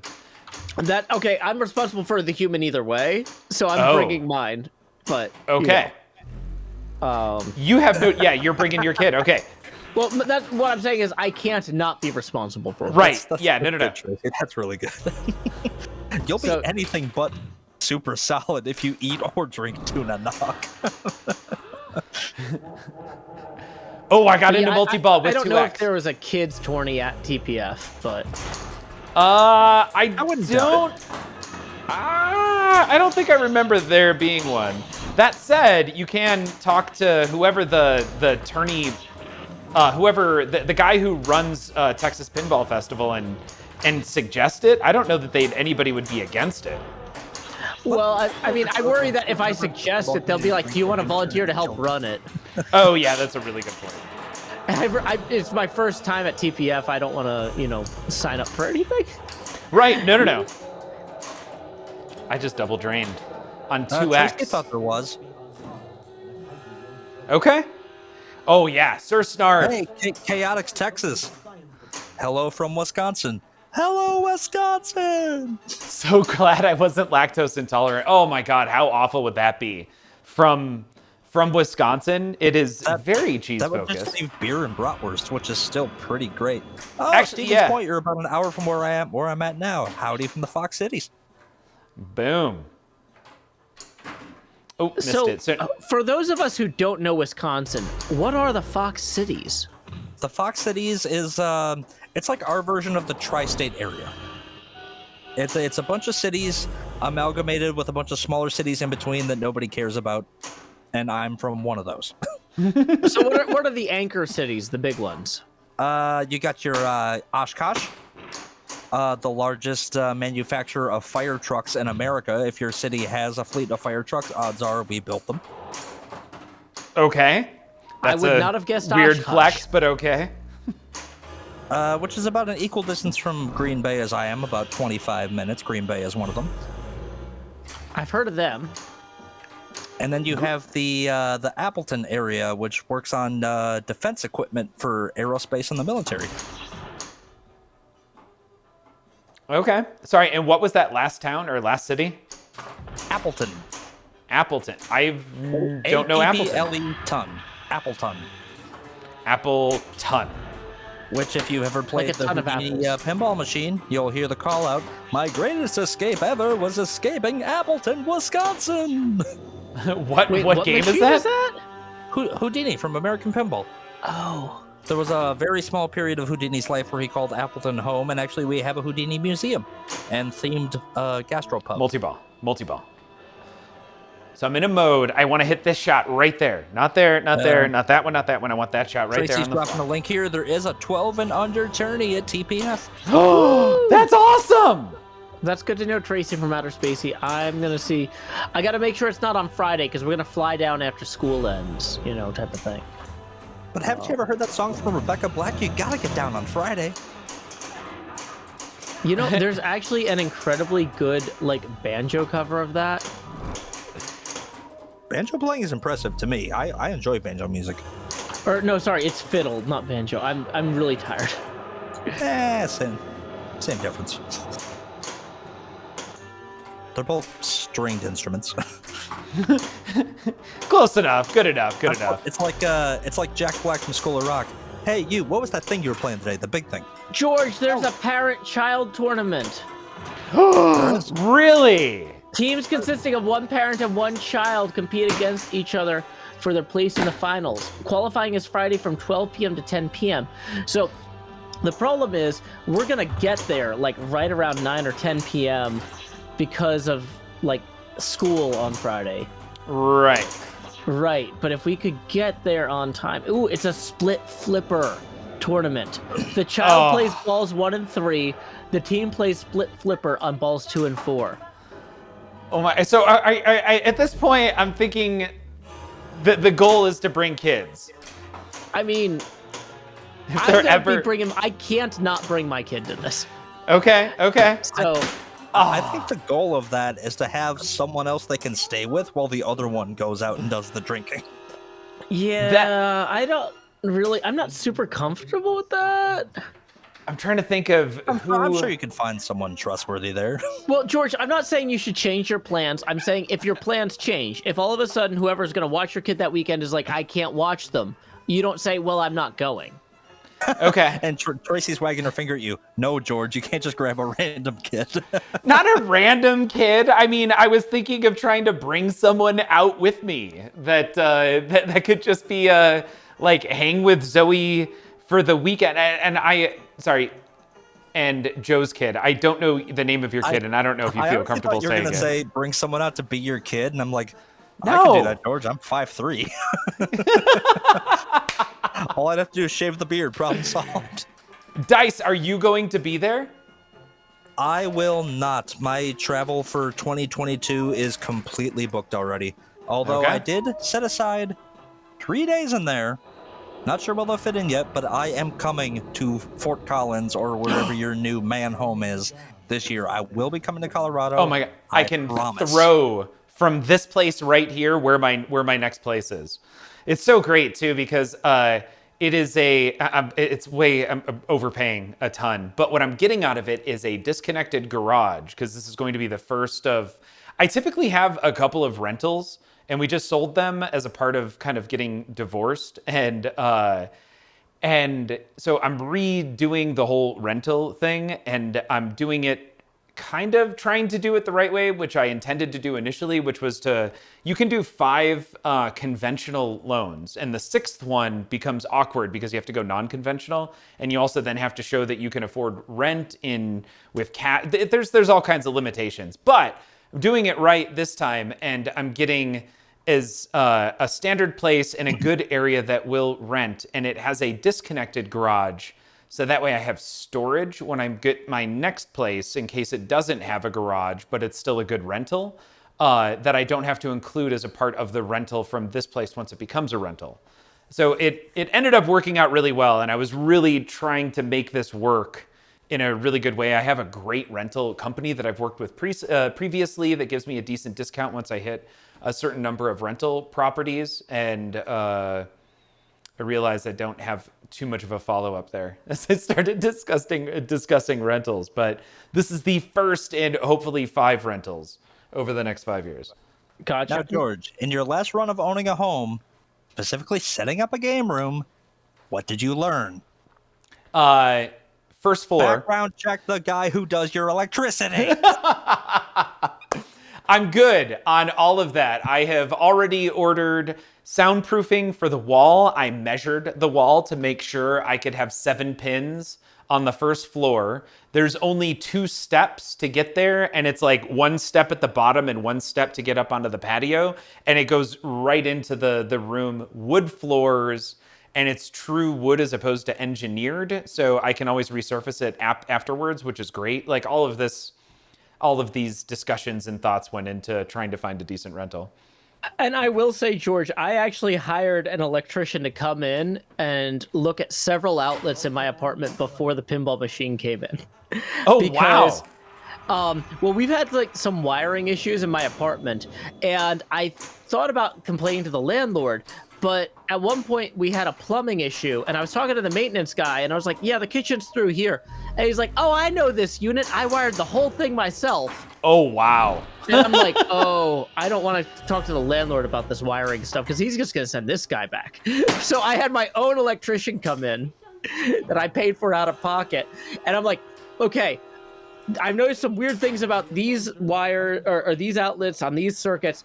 Just go through, replace everything, charge me whatever it costs. I don't want to screw up my computers or ultimately like your pinball machine. But, you know, yeah, no, having somebody come in and check the work, like, because like one of the outlets, we realized there was this like hutch. You got like a piece of furniture that's got like you put like nice pieces of glass on display or whatever. You have a lamp at the top of it, right? Yeah. It's one of the first things I plugged in when we got in the apartment. I unplugged it when Fliptronic came to visit, and I realized all the other outlets on that circuit stopped working. Oh. And I'm like, I plugged it back in. All those outlets go back on. I'm like, that's not how outlets work. I need to have somebody come look at this because we cannot have our outlets running in serial through the lamp in this hutch. Yeah. Yep. Okay. Yeah. So, yeah, I got them fixed. Okay. Yep. Definitely sounds like you wanted to have an electrician come in. And the first electrician, was it the apartment complex's electrician that came in that said that? Or was that your electrician that you hired that came in? The apartment complex's handyman was the guy that was like, oh, I wired this apartment. And that's why I didn't go back to the apartment complex people. Got it. With this. Yep. I went, so one of my former coworkers, her husband's an electrician, and I had him do work for me previous places I lived, and I trust him, and so I had him come look at this, and he's like looking at this outlet, and he's like, what is going on with this? And he would like plug, he has like, these probes that he would use to check outlets, right, to see if they're wired properly or grounded or whatever. He plugs the probe in, and the other lamps on the same like circuit or the same circuit breaker line of the outlets in that room all turn on. He pulls the probe out, they all turn off, and he's just like, no, that is not how any of this should work. I should not put something in here and the rest of those work now. Okay. Yep. Also, Family Games, welcome to the stream. Still on the, it was Houston Expo High. I hate having missed out on that, but thankfully doing TPF I missed and out it's too. And you may be talking me into trying to bring Zoe. The problem is that she's not really into she enjoys pinball, right? But she's not into pinball, and like she loses focus very quickly. I mean, my kid is the same way, Okay. She has fun when we go places that have pinball, but like she wouldn't go to a pinball expo on her own.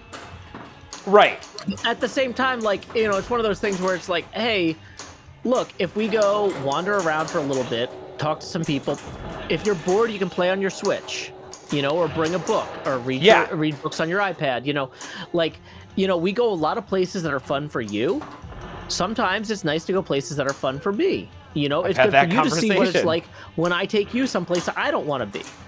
I'm not going to baby you. Like, this is just part of being part of a family or part of a team, is that sometimes we don't always get to all do the same things that we all want to do at the same time, and we take turns, and that's okay too, but like still finding moments in that weekend that would be very cool for her. Like my daughter would like to be in the kids tournament. That would be a high point for her, and I'm going to go out of my way to make that work, even if I have to miss a lunch or something with folks I want to hang out with here or there, Right. You gotta, that's, if you end up doing it, setting it up to do something fun like that with your kid. It's so funny because I feel like the majority of the time, my kid actually doesn't care too much about what we do, as long as she gets to do it with either me or her mom. Well, and that's important too, is like I want my kid to feel involved in what I'm doing. And part of, like, I'm a self-employed artist, right? And one of the things I'm going to be working on, like around this in spring of 2022, is I'm going to be trying to rebuild pinball mechanisms in Minecraft to demonstrate to viewers how they work on my YouTube channel, right? That's and awesome. So saying, hey, we're going to go and we're going to talk to the people that make these parts or sell these parts, and we're going to go look at some of them and handle them and maybe buy some of them. You know, she gets to see kind of how my business operates and, you know, what I'm building off of. And even if that's not necessarily fun for her, she understands that that's me, like, trying to show her how to be an independent artist if she chooses that path for herself, you know?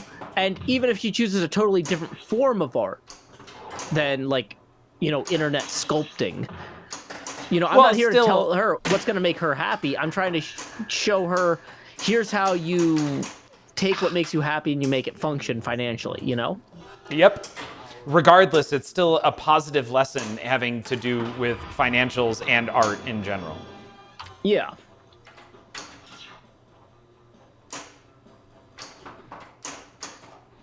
By the way, was anybody else as embarrassed by my pinball playing skills while watching Escher play last night as I was? Sorry, I don't know if I said that right. I hope other people were as embarrassed of my pinball playing skills watching Escher play right next to me. Because that, in my opinion, was like watching a different sport being played. Just thinking about kids, and not that Escher is a kid by any means. It's just something that caught I think in this scenario, you're the kid, George. I'm the...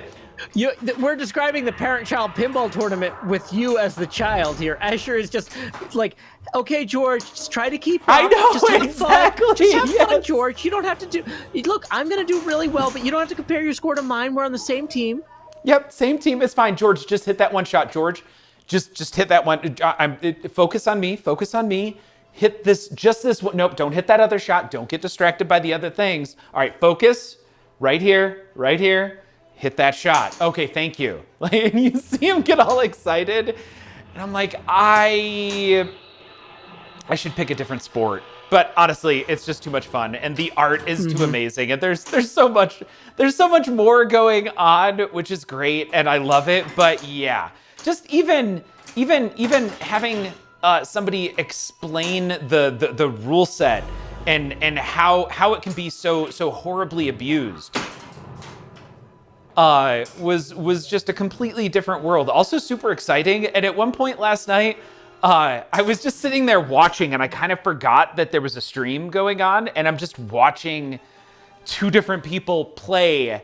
And it was, at that point, it was Colin, who was pretty far behind because Escher had put up 1.7 billion, I think, on the last game, which was just a high score. And Escher is walking Colin through remotely like, okay, this is where you're at. This is the next thing you want to do. You got here, you did this. Okay, now just hit the shot over and over again, and you are going to abuse the hell out of the scoring system on this.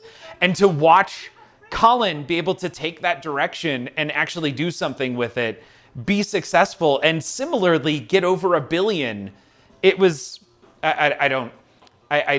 it was a very unique experience to see that level of gameplay happen, and to bring that back in, it made me kind of feel like a kid on my own thing. And I will say, George, I benefit greatly from playing games with people who are massively more talented than me. Right. It's humbling. It's inspiring. It's exciting. Those are 3 great things. At the same time, though, you got to remember, what you're doing when you're streaming these games is you are making pinball as a hobby more accessible to folks who might not have picked it up otherwise.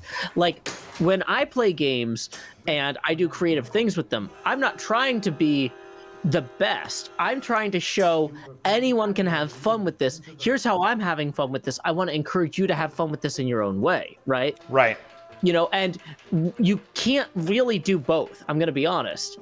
If you are at this incredibly high level, you can't be accessibly introductory to a hobby. Yep. And so it's a whole ecosystem. Everybody's kind of serving their role and helping out and contributing, and we're benefiting from each other, and it's a good thing, in my opinion. Yeah, I tend to break it down similar to how Brandon Sanderson has this. If you've ever listened to Brandon Sanderson talk about how to write, and he teaches at, I think it's like Brigham Young University out of Utah. He talks about this scale system having to do with like character arc, and he divides all these different things about characters and how you can balance powers versus personality versus something else. And you create different character types by sliding things and letting, like, if they're going to be really good at this, they should be less good at this. And you can adjust those things. Or somebody like Superman, who's really good at everything, has all the bars over here. Well, that's not fun to read about. Right. And I realize as I say that that's offensive to people who really like Superman. But in general, and I'm super generalizing, Superman is not the most enjoyable character. It's usually Superman versus something else. And in that situation where he maybe isn't good at something is what makes him enjoyable. There's always this weird connection. There's always this weird connection between what he's amazing at and what he's not good at that makes him an enjoyable character to watch or read or listen to.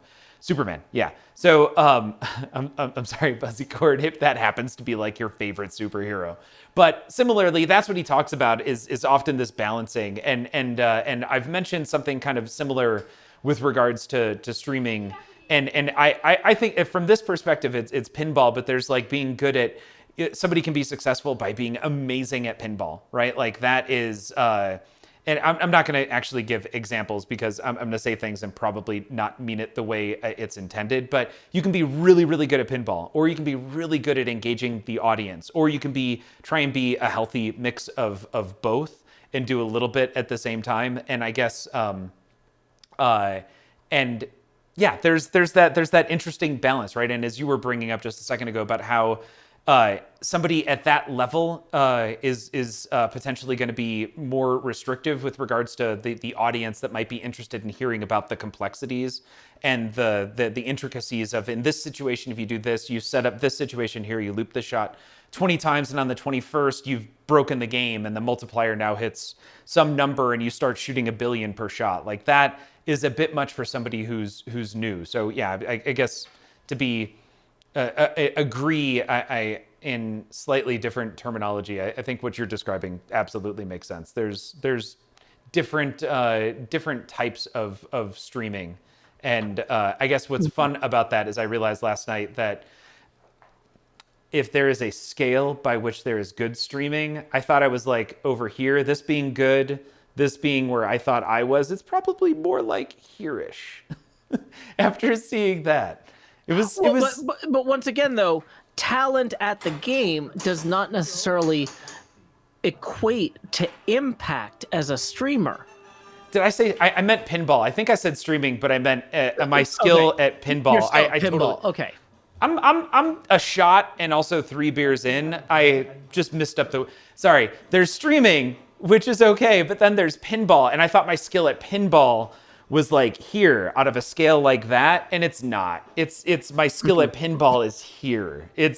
And last night was a wonderful demonstration as Colin, who didn't know a game at all, and that's what was so mind-blowing about that. Colin McAlpine, who came into this not knowing how to play Godzilla, was just being walked through and put up 1 billion, which I will probably focus for 6 months on learning how to play that game and trying to anticipate how when I miss a shot, the ball is going to come down and I can figure out how to nudge it specifically as it does this weird little like loop-de-loop thing as it comes around. It's going to take me a long time to get there to the point where maybe I finally play a 1 billion point game. And those guys did it their first night. Specifically, Colin, one of the first times he spent more than 10 minutes on the game with a little bit of direction from Escher. And that to me is mind-blowingly awesome. And I'm so happy I got to be a part of that last night. Yeah, and it's one of those things like it's so fun to see people just excel at things. Yes. But having other folks also just show up and play, that's accessible, right? So you Right. combine that excitement with that accessibility, that's a good stream. You know, I was only able to catch a little bit of what y'all were doing last night because I was kind of busy myself, unfortunately. But what I saw, I really liked. And I think that's a great formula. Like, for me, I'm worried if I get too good at Guardians of the Galaxy.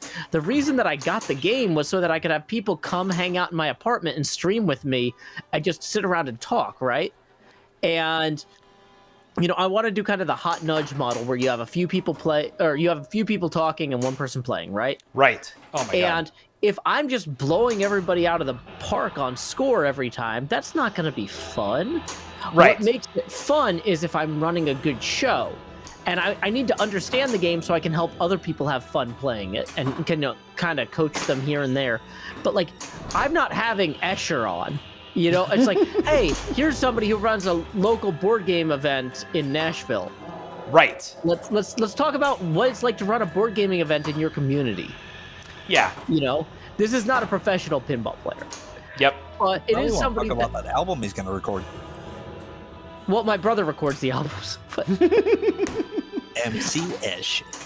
Oh, Escher, yeah, gotcha. I just took a small break there. I didn't want to cut you guys off because you were vibing so well, so I went to get a refill on my beverage, and I also grabbed a second shot should anyone care to join in. Ooh. Gotcha. I will say, because I have a craft stream in 7.5 hours, Right. I probably need to call it a night. We're at 1 a.m. here in Nashville. But George, thank you again so much for looping me in on this Guardians thing. Thank you again for involving me with your stream tonight. It's always a joy being a guest here. Dude, Joe, thank you so much. And have yourself a great night. I look forward to watching your stream tomorrow. You guys, if you are not already following Joe Hills, please do so. You will not be disappointed. Amazing content creator. And when I say content creator, I do mean actual content creator. I throw that term around, but like tomorrow, there's... I'm gonna say straight up, like, I just call myself an artist. Okay. I mean, the thing is, content creators, they make stuff that goes between ads, but I'm viewer supported on PayPal tips. I'm a busker. Okay. Right? I'm making art and people are paying me money for it. So I love it. You So know, there we go. You can say content creator if you want, but like, you don't have to say it 12 times because eventually I'll correct you. Okay, you know what? I'm not using that term anymore because that is an artiste right there. And if you guys are not, once again, already following Joe Hills, please do so. I'd be surprised if you're not following Joe Hills at this point. But Still but waiting for Joe check to out lift that tomorrow. returning order. Check out Joe tomorrow. I absolutely love these crafting streams. They're so much fun. There's you have a great vibe going on between yourself and who is the other streamer that you have out Cleo. with you? We've been making videos on YouTube together for about 10 years now. And so, yeah, streaming craft stuff together is just, you know, two old friends palling around while we, you know, play with art supplies. And it's a good time. I'm It is sorry, such a good Joe, time. Did you say Zombie Coolio? Zombie Cleo. Cleo. Oh, you all set me excited. I'm very excited to see Zombie Coolio. I think Coolio might still be alive, so don't let him hear that. But and musically, he's not. Thank you, Okay. thank you, Manu. Yes, see, people want to see Zombie Coolio. As I walk through the valley where I harvest my brains. Yes. See, it writes itself. Nope. Yep. There's a lot that could go on there. Wasn't Coolio also totally against Weird Al riffing his music? He initially was, but they have since squashed the beef. Okay. Because he finally realized, oh, that brought more people to my song, and they're both entertaining in their own way. Exactly. So Also, if you have never seen Weird Al perform live, as soon as you safely can, I know we're in the pandemic right now, yeah, you gotta do it. That was one of the last shows I saw before COVID, and I'm so glad I went. George, you're like jacked as hell now. Watching that show will make you feel out of shape. Oh, really? I don't know that I'm jacked as hell, but thank you. That guy has to have the stamina of like a 12-year-old. Okay. I am in. And Joe, once again, thank you so much for hanging out, and looking forward to seeing you tomorrow. Alrighty, have a good night, everybody. Good hanging out, Dice. Good hanging out, George. Bye. Yo. Coolio stole it from Stevie Wonder. He has nothing to complain about, says Fuzzy Cord. Okay, I was unaware of that. And well, I mean, I bet Stevie never saw it coming.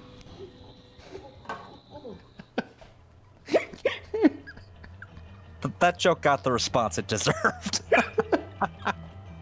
it was a slow one. I'm so sorry it took me so long to get there.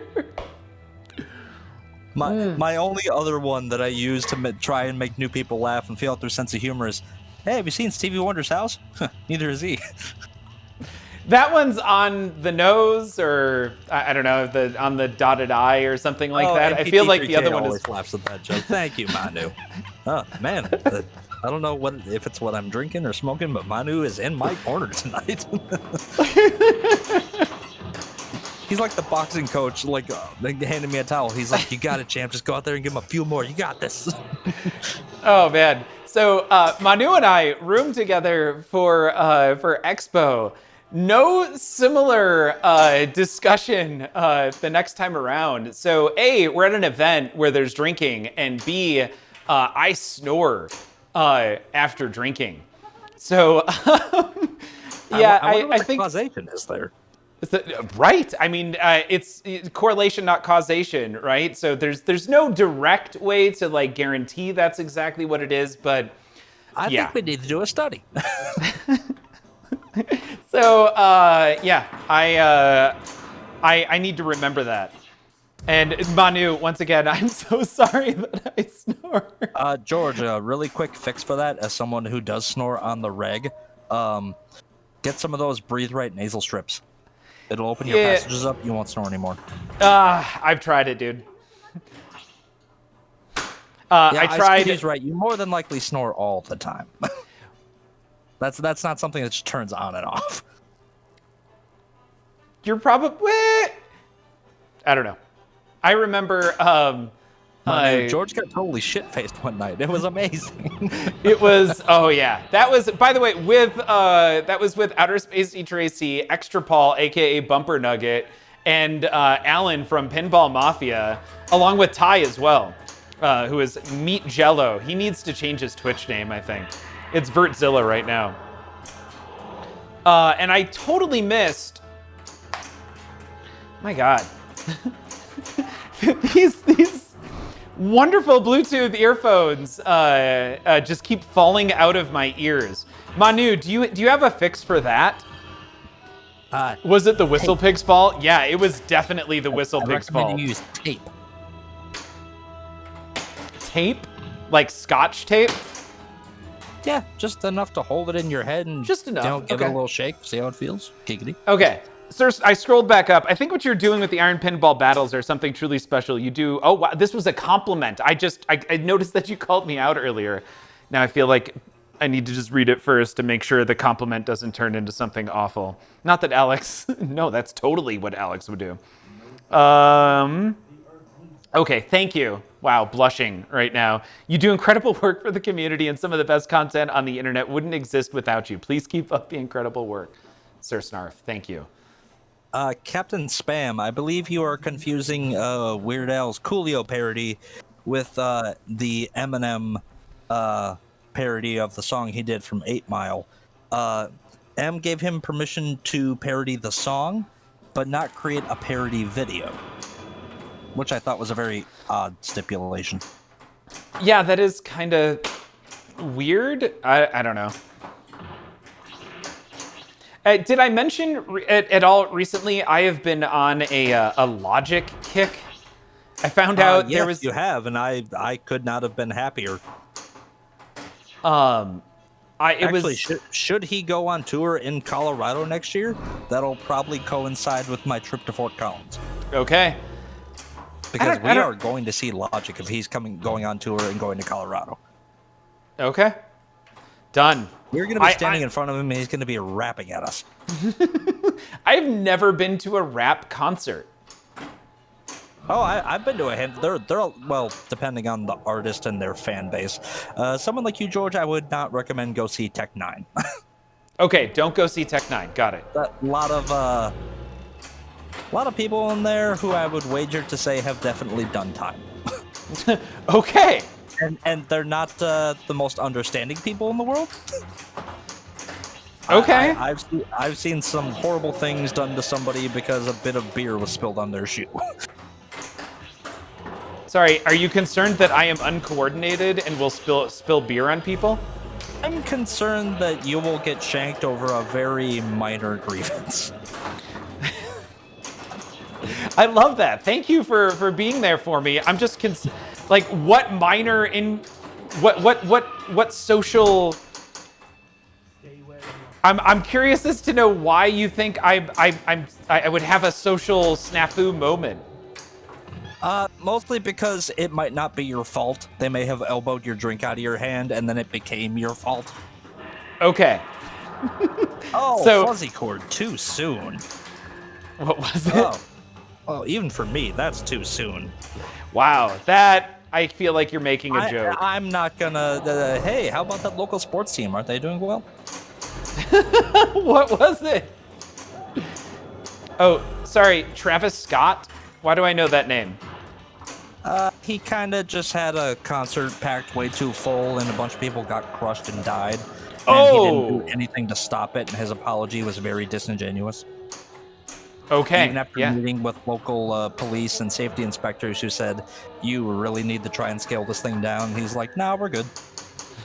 Wow, I didn't realize that. I remember hearing about that. I just didn't get a lot of the details.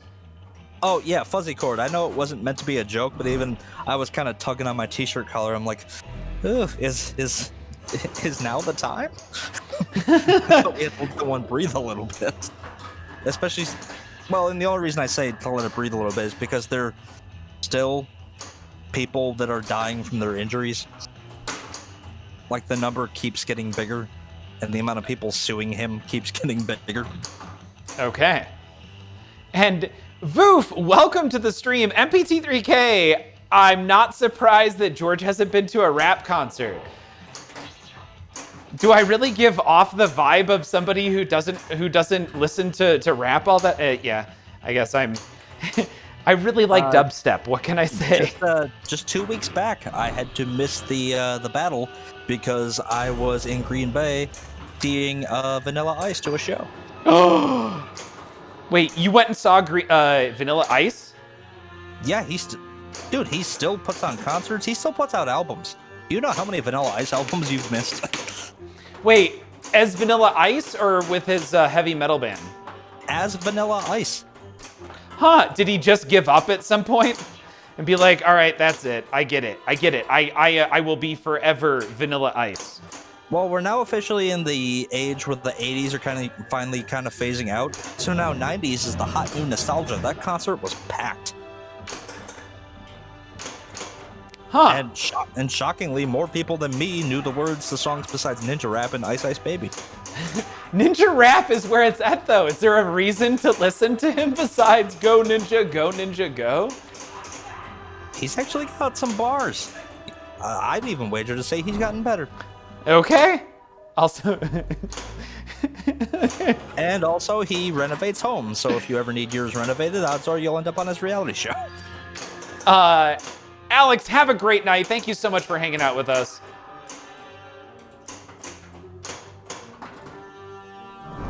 And actually, just next month in aforementioned Oshkosh, I'm going to see Ludacris.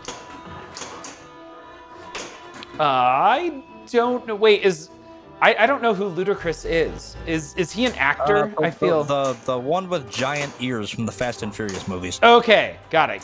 That's Ludacris. Good to know. Fuzzy Cord, yeah. When Jim Carrey played Vanilla Ice on In Living Color, that was one of the greatest pieces of sketch comedy. Really? A lot of people forget he was on that show because it's mostly an African American cast, but Jim Carrey is so Jim Carrey. He was one of the few white guys they let be on there because he was consistently hilarious. Huh. Jim Carrey breaks racial boundary. Everyone loves him. I remember watching In Living Color a bunch. You can still get the box set for reasonably cheap, but it seems like apart from probably my age and everyone older, I really only ever saw it when I stayed home sick from school. They always did the reruns on Comedy Central. It was that and Kids in the Hall. There was this episode, FBT3K was just commenting on everything that Jim Carrey did on that show.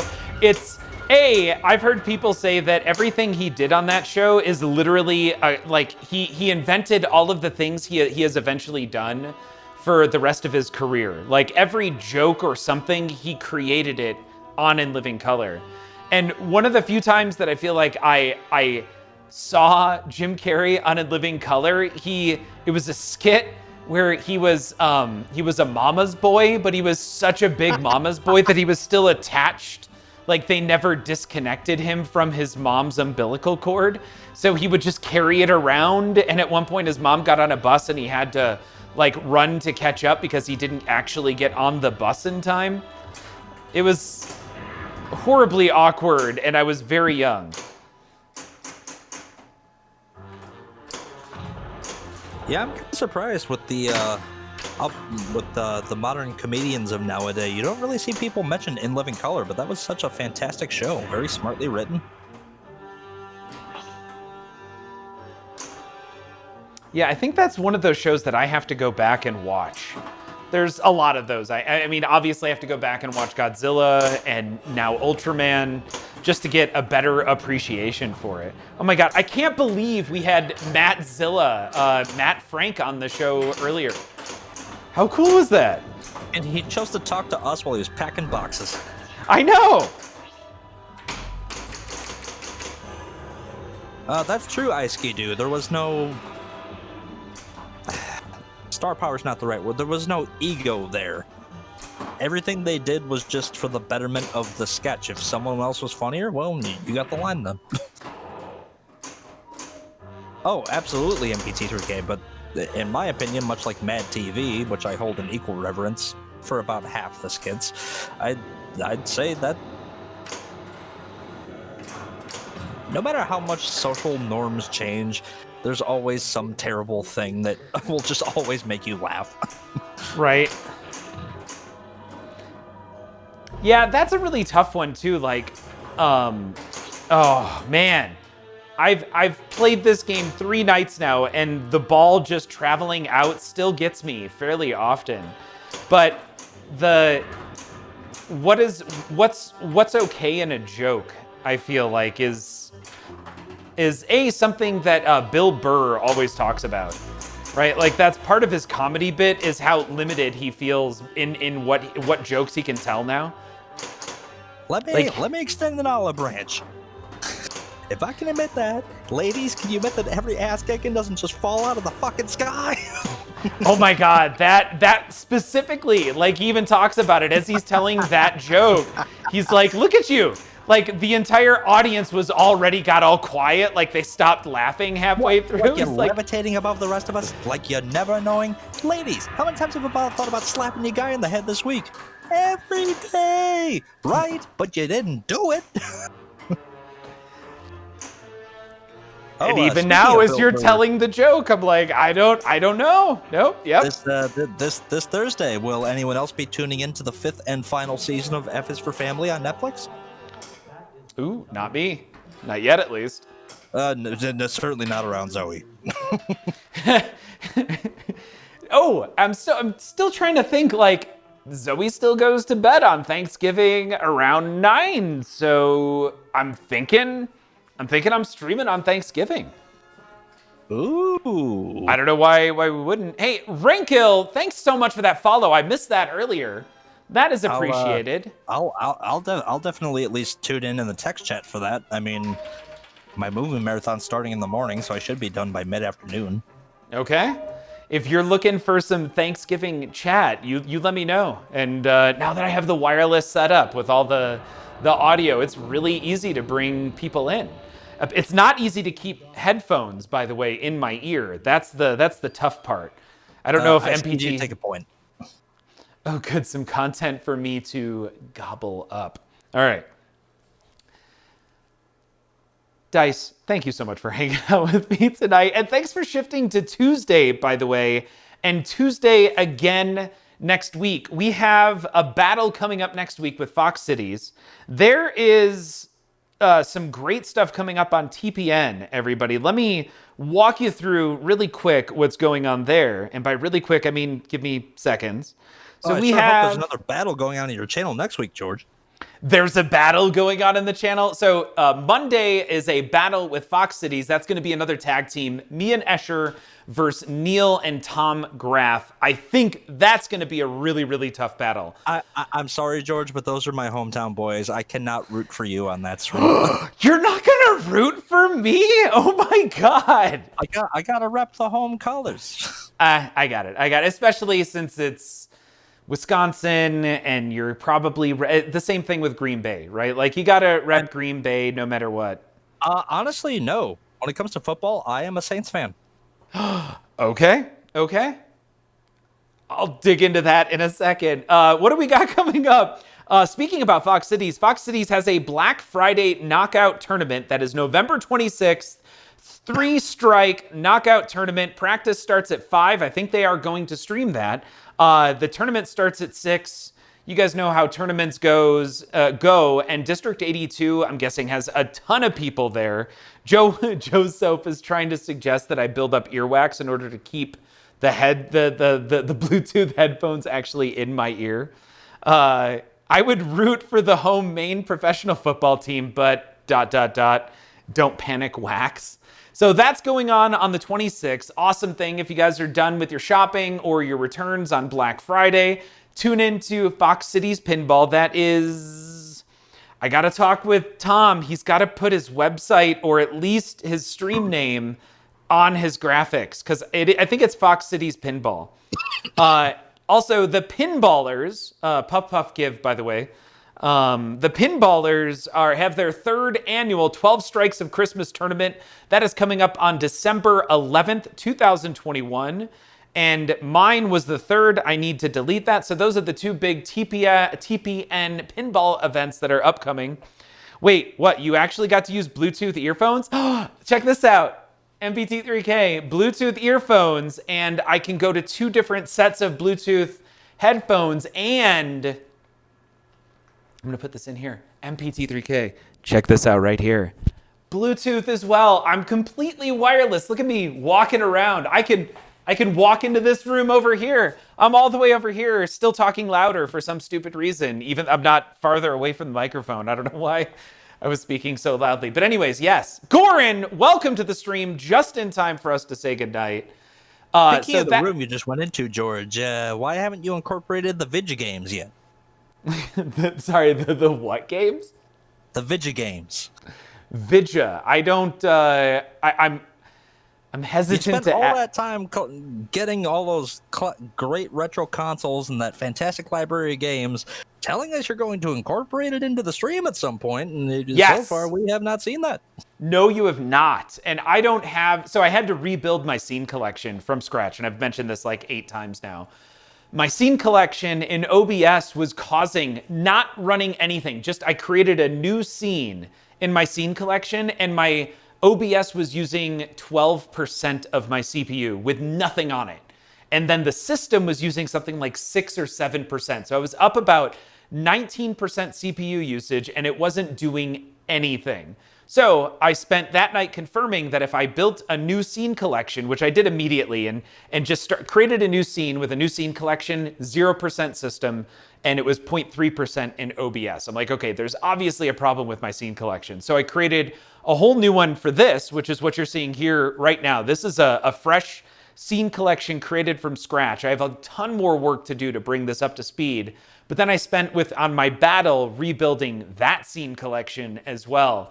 Lots of work done there. I have a lot more to do, and I have to create a new intro video. Once I get all of that done, I'll continue slacking DICE until I finally find a way to incorporate Defender. And MPT3K is absolutely correct. Defender is my focus right now. All of my non-pinball time is devoted right here to this Defender arcade game I just got, which is almost touching, but not actually touching the cabinet of Godzilla. I'm trying to get better about Defender right now because MPT3K is apparently putting up something like 25 to 28,000 per game, and I am really lucky if I can hit 10,000. I want to challenge MPT3K. I'm just not there yet in Defender, but I love that game. I am absolutely enjoying getting better and better, or at this point plateauing. I feel like I need to watch a video on how to play it better.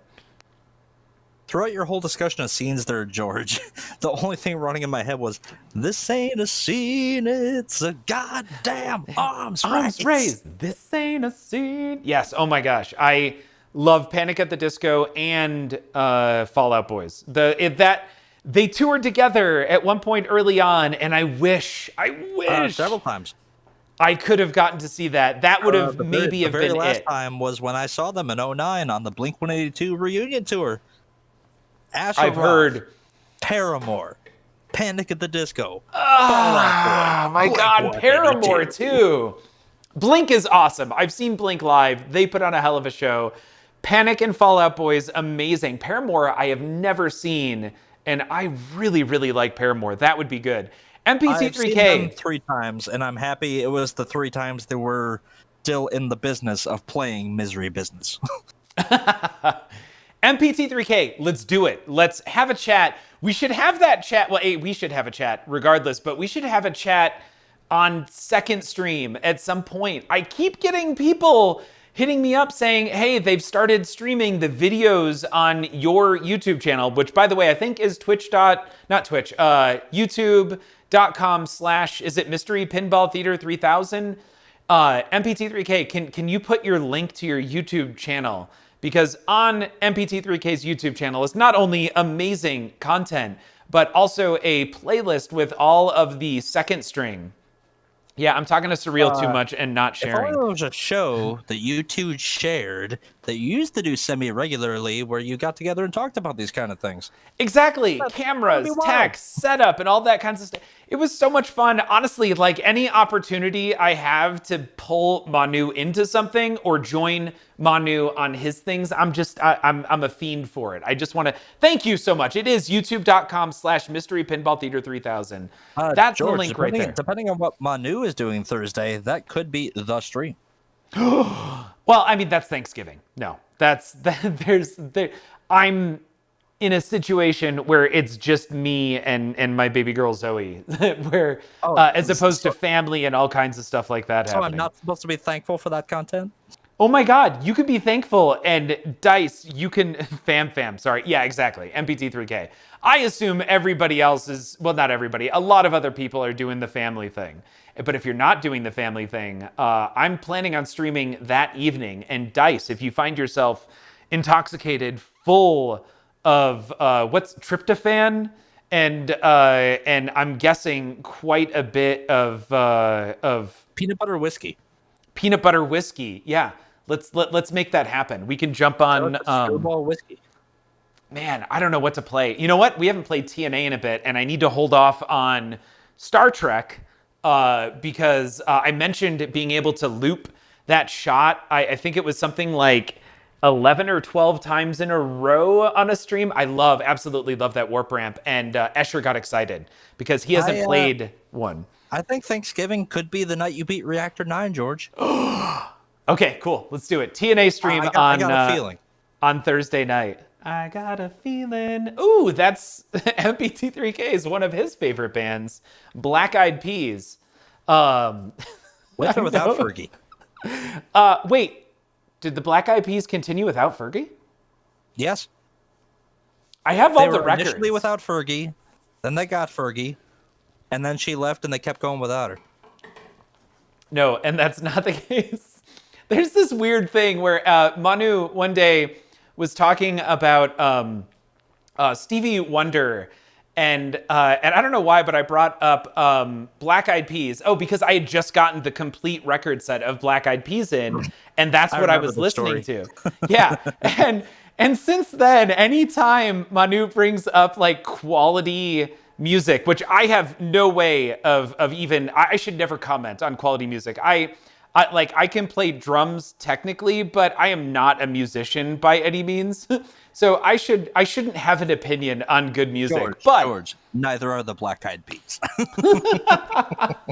But at the same time, I have like 8 Black Eyed Pea albums on vinyl. I have no Stevie Wonder, and it's just not.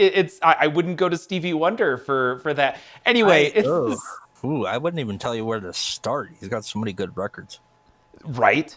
Yeah. Okay. So probably start with greatest hits and then branch out from there. Also, I did get to see the Black Eyed Peas. So I don't remember. It was a member of the band came over when I was watching Pretty Lights at the Belly Up in Aspen. And the Black Eyed Peas had just played at a much larger event in Aspen. And one of the members, I don't know anybody's names, on the Black Eyed Peas, just wasn't done and wanted to come over and came over and started freestyle rapping, like just randomly with Pretty Lights at the Belly Up in Aspen. It sounded awful. Like, obviously these two people had never met before. This guy just wanted to come over and start trying to rap. Well, he's like, dude, just put down a beat. And the Pretty Lights guy is like, man, I've got a set in computers and what kind of beat? That's fine. I'm just going to play one of my songs and you can rap on top of it. It was very funny and awkward. And it was like 15 minutes where I kind of thought it sucked, but at the same time, it made for a really great story afterwards. Anyway. Manu wins joke of the night, by the way. Stevie just called. He said he just can't watch your stream. I can't top that. Nope. There's yeah. Thank it's you. The rule of stand-up comedy. You always end on your strongest joke. I can't beat that. All right, you guys. Thank you so much for hanging. It's 12:30. We're a half hour past the end of the stream. Have a good one. There's a lot of great stuff coming up on TPN. Another battle stream happening next week, and feel free to. Be sure to tip your waitress. I don't know how to end that any other way. You guys have a great night. We'll talk later.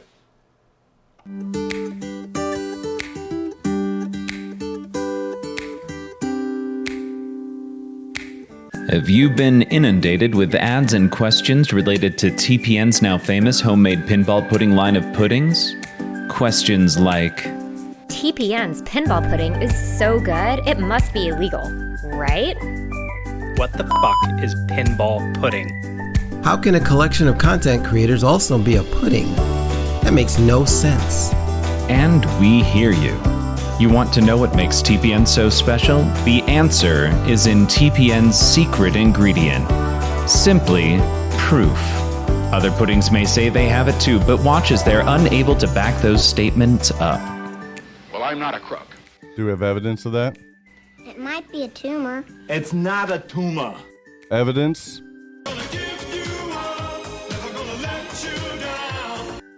Evidence? Richard, do I have a mark on my face? Right here. Not here or here so much, but right here. That's evidence.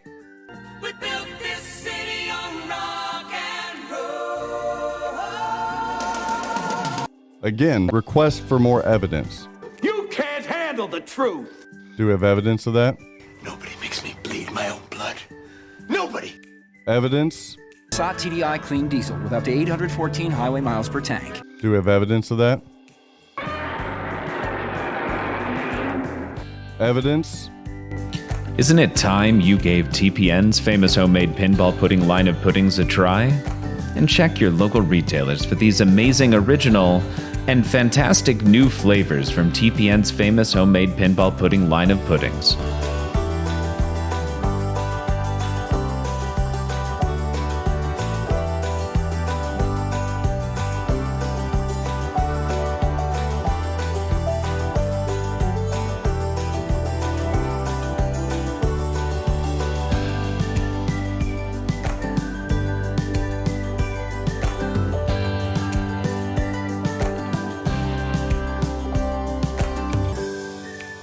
You asked and we listened. Each TPN pinball pudding package is packed with our special ingredient. The proof is truly in the pudding.